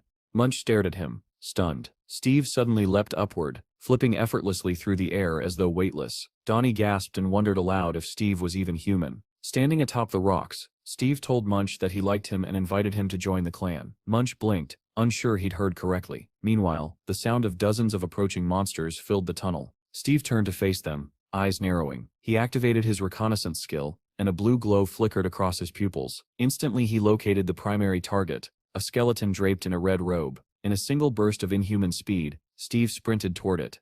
Donnie stared at the horde in horror, convinced they were doomed. Just then, a long staff crashed down in front of him. It was Munch's. From above, the monk shouted for Donnie to grab it. Donnie seized the staff without hesitation. Setting aside all fear, he suggested they lure the monsters into the pit, and then hunt them from above. Groaning, he hauled himself out of the hole with Munch's help. Once they climbed out, they stared at the battlefield in disbelief. Dozens of monsters lay dead. They could hardly speak. Donnie whispered that it was insane. Up ahead, Steve calmly told them to clean up the monsters along the route and follow him. Inspired by his confidence, Munch and Donnie charged forward. Donnie grinned and said with absolute conviction that Steve was definitely crazy, and somehow, that made him the perfect leader. Munch effortlessly scattered the attacking monsters with sweeping strikes of his weapon, sending them tumbling in every direction. As he fought, he wondered if Steve had detected the trap using his reconnaissance skill. The monk was impressed, both by the speed of the reaction and by Steve's overwhelming strength. One of the monsters crept toward Steve from behind, crawling along the wall. Steve defeated the creature in front of him, then turned toward the faint sound behind him. The skeletal monster didn't get the chance to reach him. Munch's staff shot through the air and buried itself in the creature's neck, all while Donnie shouted encouragement. Steve finished the job with a single kick that sent bones flying across the stone floor. Far away, at the observation headquarters, a soldier suddenly reported that a team was exiting the dungeon. His partner was confused. Only 30 minutes had passed. Major Swan approached, explaining that teams were usually allotted 5 hours. He asked which team it was. Watching the footage of the boys walking out of the portal, the soldier replied that it was Team 15 and that their vitals looked normal. Swan immediately called Sergeant Sheldon, demanding to know why the boys were already returning. Sheldon, who had been monitoring them, casually explained that they were done. He added that it was hard to gauge level 1 stats from the footage, but even so, Steve's performance was exceptional. Meanwhile, the city street buzzed with activity. People strolled, rushed, talked, argued, and in the middle of it all was Donnie, filming with a camera in hand. He spoke enthusiastically to his viewers, promising a behind-the-scenes look at life inside Steve's clan. He read a comment aloud asking what he would show that day, and with great excitement he announced that they were celebrating a housewarming party. From inside the newly registered clan building, Donnie's cheerful voice introduced the clan's food manager, an unofficial breadwinner. A grandmother appeared on camera chopping greens. Donnie asked her to greet the viewers. Her focused expression twisted into a fierce glare as she raised her knife and told him to leave before she made him part of dinner. Donnie froze as his ear began to bleed slightly from fear, but he didn't dare argue. Inside, Bill sat at the table with his father and asked why the grandma wanted to let someone in for dinner. Donnie read comments, insisting she looked like a gangster, and he hurried to clarify that she wasn't one. Another viewer asked why they had a Buddha statue. Donnie explained that it belonged to the third member of the clan, the monk they had seen before, whose mysterious power attracted people. He walked into another room with the camera and greeted the others. Steve turned to wave. Donnie pointed the camera at Munch, who was sitting at a dining table piled with food. Donnie introduced him as the clan's monk and asked him to say hello. Munch looked embarrassed, unable to speak. Eventually he gathered the courage to lift his staff and show it to the audience, saying he'd been through a lot. But before he could finish, a loud scream interrupted him. A white truck screeched to a stop in front of the house. Chad leaned out the window and shouted to Steve that everything was ready. The boys ran outside, grinning. Donnie rushed after them asking about the bill. Soon a white van was speeding through a rundown district, with a quadcopter hovering above, filming. Steve spotted it and asked what it was, offering to smash it. Donnie sighed and admitted he didn't even know what a drone was.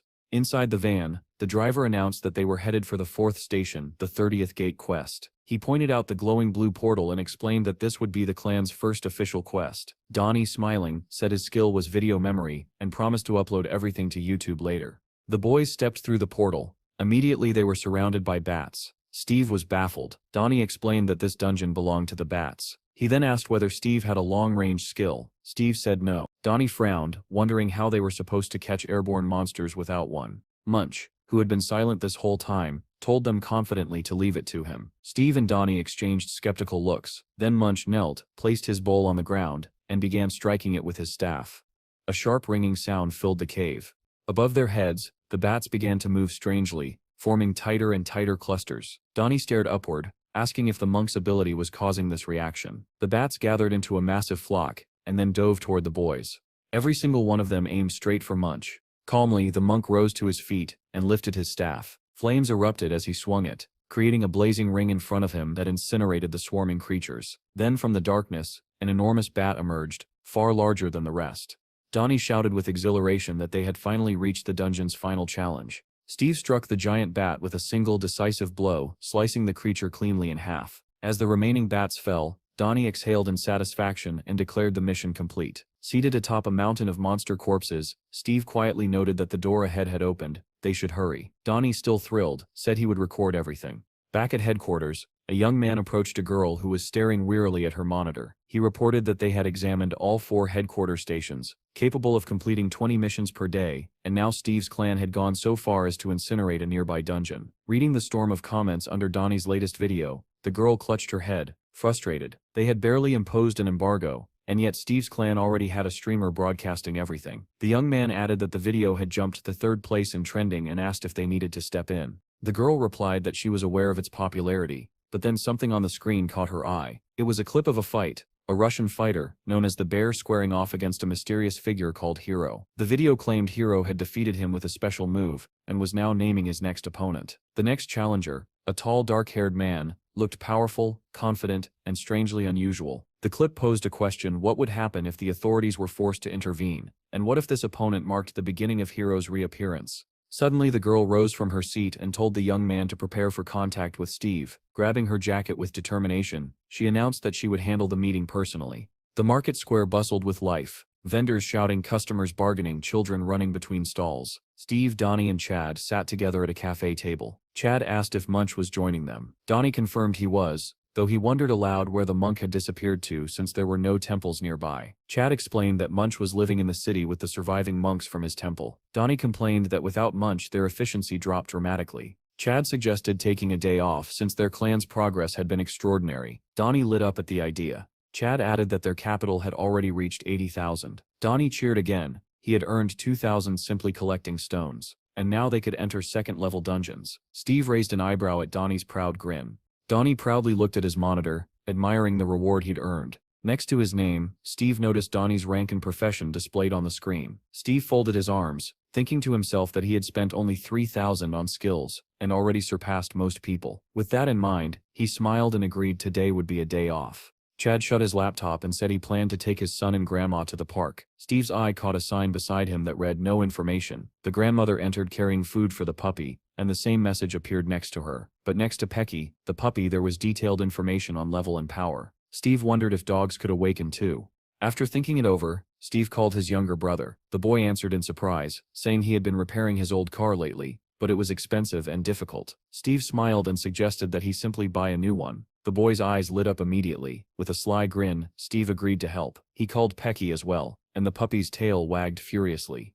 At the dealership, the manager presented a blue Hyundai Dragon. Chad's face glowed with excitement. Every mercenary dreamed of owning one. The manager explained that it ran on heliotrope fuel and cost 80 million, making it the best machine on the market. Steve asked his brother if he liked it. The answer was immediate. Of course. Steve told the manager he would pay in cash, and asked if they could take the car immediately. Soon the brand new blue car shot through the ruins of the city. Chad was ecstatic, declaring that the vehicle was incomparable to his old van. Steve agreed, saying even the passenger seat felt incredible. He added that he should have bought something like this sooner. Chad finally asked why they were headed toward the 4th station, entrance 23, an area that had been closed for a long time. Steve grew serious. He explained that a long time ago Chell had told him he couldn't awaken because he had no money. Chad's smile faded. He looked at Steve, confused, not understanding where the conversation was headed. With that same steady seriousness, Steve replied, "He will awaken today." Chad froze when he heard Steve's words. Sweat broke across his face as the blue car continued down the ruined road, passing collapsed buildings overgrown with grass. His hands trembled on the steering wheel, fear and panic rising in waves,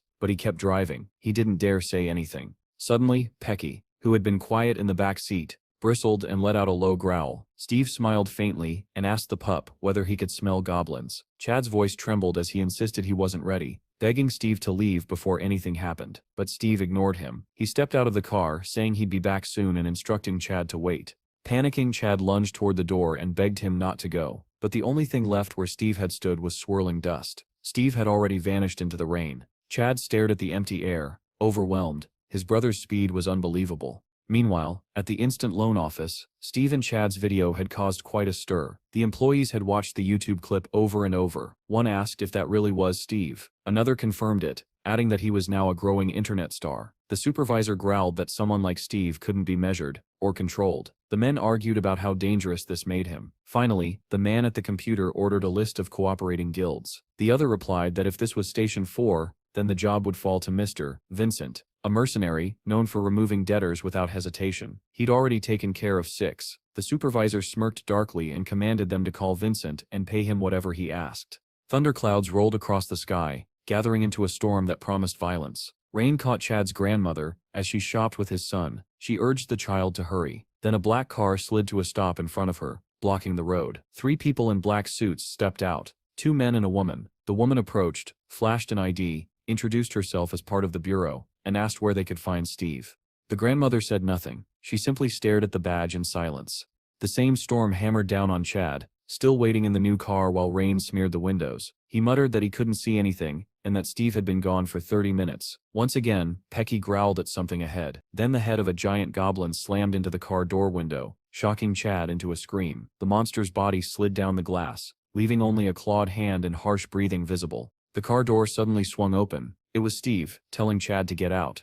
Chad stumbled out, still shaking but calmed slightly when he saw his brother standing there. The wounded goblin lay on the ground, growling and trying to rise. The monster lunged at Chad. The boy screamed and shielded himself with his arms. A knife dropped onto the wet pavement, the metallic clatter echoing through the empty street. Steve turned to Chad and ordered him to follow and kill the monsters.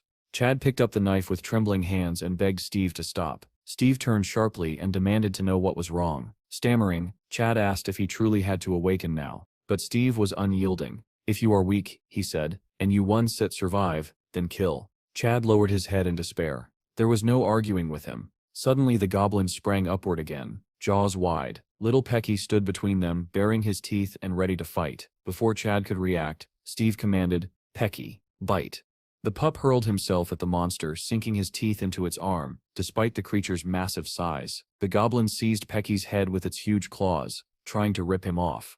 Steve didn't move. He calmly stated that Pecky was still young, and that if Chad didn't intervene, the puppy would die. Crying, Chad begged Steve not to force him to do this. Lightning tore through the sky. With it came Steve Sip's roar. "Kill him." Chad's breath came in panicked bursts. He stared at the knife, clutching it with both hands. The goblin ripped Pecky free and prepared to bite down. Chad screamed as he swung. He knew that if he didn't set act, Pecky would die. The blade drove into the goblin's skull. Blood exploded across the pavement. The monster collapsed, lifeless, freeing Pecky. But Steve wasn't finished. He shouted at Chad to continue. Fueled by fear and rage, Chad struck again and again, stabbing until he could no longer lift his arms. At last he threw the bloody knife aside. Rain mingled with the stream of blood on the ground. Chad fell to his knees, gasping for air. He stared at his stained hands, trembling, horrified by what he had done. Steve stepped in front of him, towering over him, and ordered him to hold the blade again. Tears ran down Chad's face as he shook his head, saying he couldn't. But Steve refused to relent. "If you don't set kill," he said coldly, "they will kill you." Pecky suddenly leapt forward, growling with a ferocity Chad had never heard from him before. Chad's eyes widened in fear as he realized the puppy was growling at another monster creeping toward them through the rain. Steve's voice came cold and emotionless. He told Chad to kill the monsters quickly. They didn't have much time. Without looking back, Steve turned and walked away, abandoning his younger brother in the storm. Chad called after him, voice trembling, but Steve didn't stop. A memory hit Chad like a punch. Years ago he had been bullied by older kids, beaten and mocked, while Steve walked past with his head down, pretending not to see. Back then, as now, Chad had reached out for him, begging him not to leave. And just like the past, Steve kept walking. In the present, the rain blurred Chad's vision, but not enough to hide Steve's disappearing silhouette. Tears streamed down Chad's cheeks, and he called for his brother again, knowing he would not turn back. Then something changed. The fear on Chad's face hardened into determination, and his trembling gaze sharpened. He no longer called for Steve. Chad reached down and picked up the blood-soaked dagger he had thrown earlier. The goblin facing him growled, snapping its teeth, ready to kill him. Moving like someone in a trance, Chad slowly rose, gripping the dagger tightly. He whispered to himself, not to anyone else, that Steve had always been like this. Lightning split the sky, and Chad burst forward with a scream. He drove the knife into the goblin's skull with such force that the blade pierced through the other side. His eyes snapped wide open, glowing red, while he hissed at the monster to shut up. The goblin shrieked, but Chad only shoved the knife deeper into its mouth, unaffected by the blood spraying across his face. There was no fear left in him, only pure, burning hatred. He pressed harder, shouting for the monster to be quiet. The blade burst out of the back of the goblin's head, splitting its skull in half in a fountain of blood. But Chad wasn't set done. He leaned over the corpse screaming "Die!" as he stabbed the dead body again and again, slashing wildly until the ground was painted red. At last he stopped, panting, the rain mixing with the blood on his hands. Lightning flashed again, revealing Chad's deranged smile as he raised the dagger. He looked unhinged, almost joyful. Another goblin lunged at him, grabbing the hand that held the blade. Its dripping jaws snapped inches from Chad's face. They toppled to the ground together. Chad thrust the dagger into its mouth and sliced upward, severing the creature's artery. Another geyser of blood drenched him. With the monster dead, Chad stood, muttering to himself about the sticky feeling on his arm, the sensation of cutting through flesh. His smile twisted into something unrecognizable. He whispered, "Nonsense. What are you doing? Donset, save me." Then he burst into manic laughter. High above, Steve sat on a rooftop, watching the transformation. He saw Chad's awakened status appear, cold-blooded killer. Even Steve was taken aback. Looking down at the drenched, laughing boy, he commented casually that his little brother was cute. Then, louder, he asked Chad whether he had been working part-time at a slaughterhouse. Chad was nearly unrecognizable, eyes wild, filled with murderous hunger, but Steve didn't react to any of it. He simply told him to get up. Still giggling, Chad obeyed, though the madness in his gaze remained. Steve declared the battle finished. Behind him, the ground was littered with half-dead goblins, dozens, maybe hundreds, wheezing and twitching in the rain.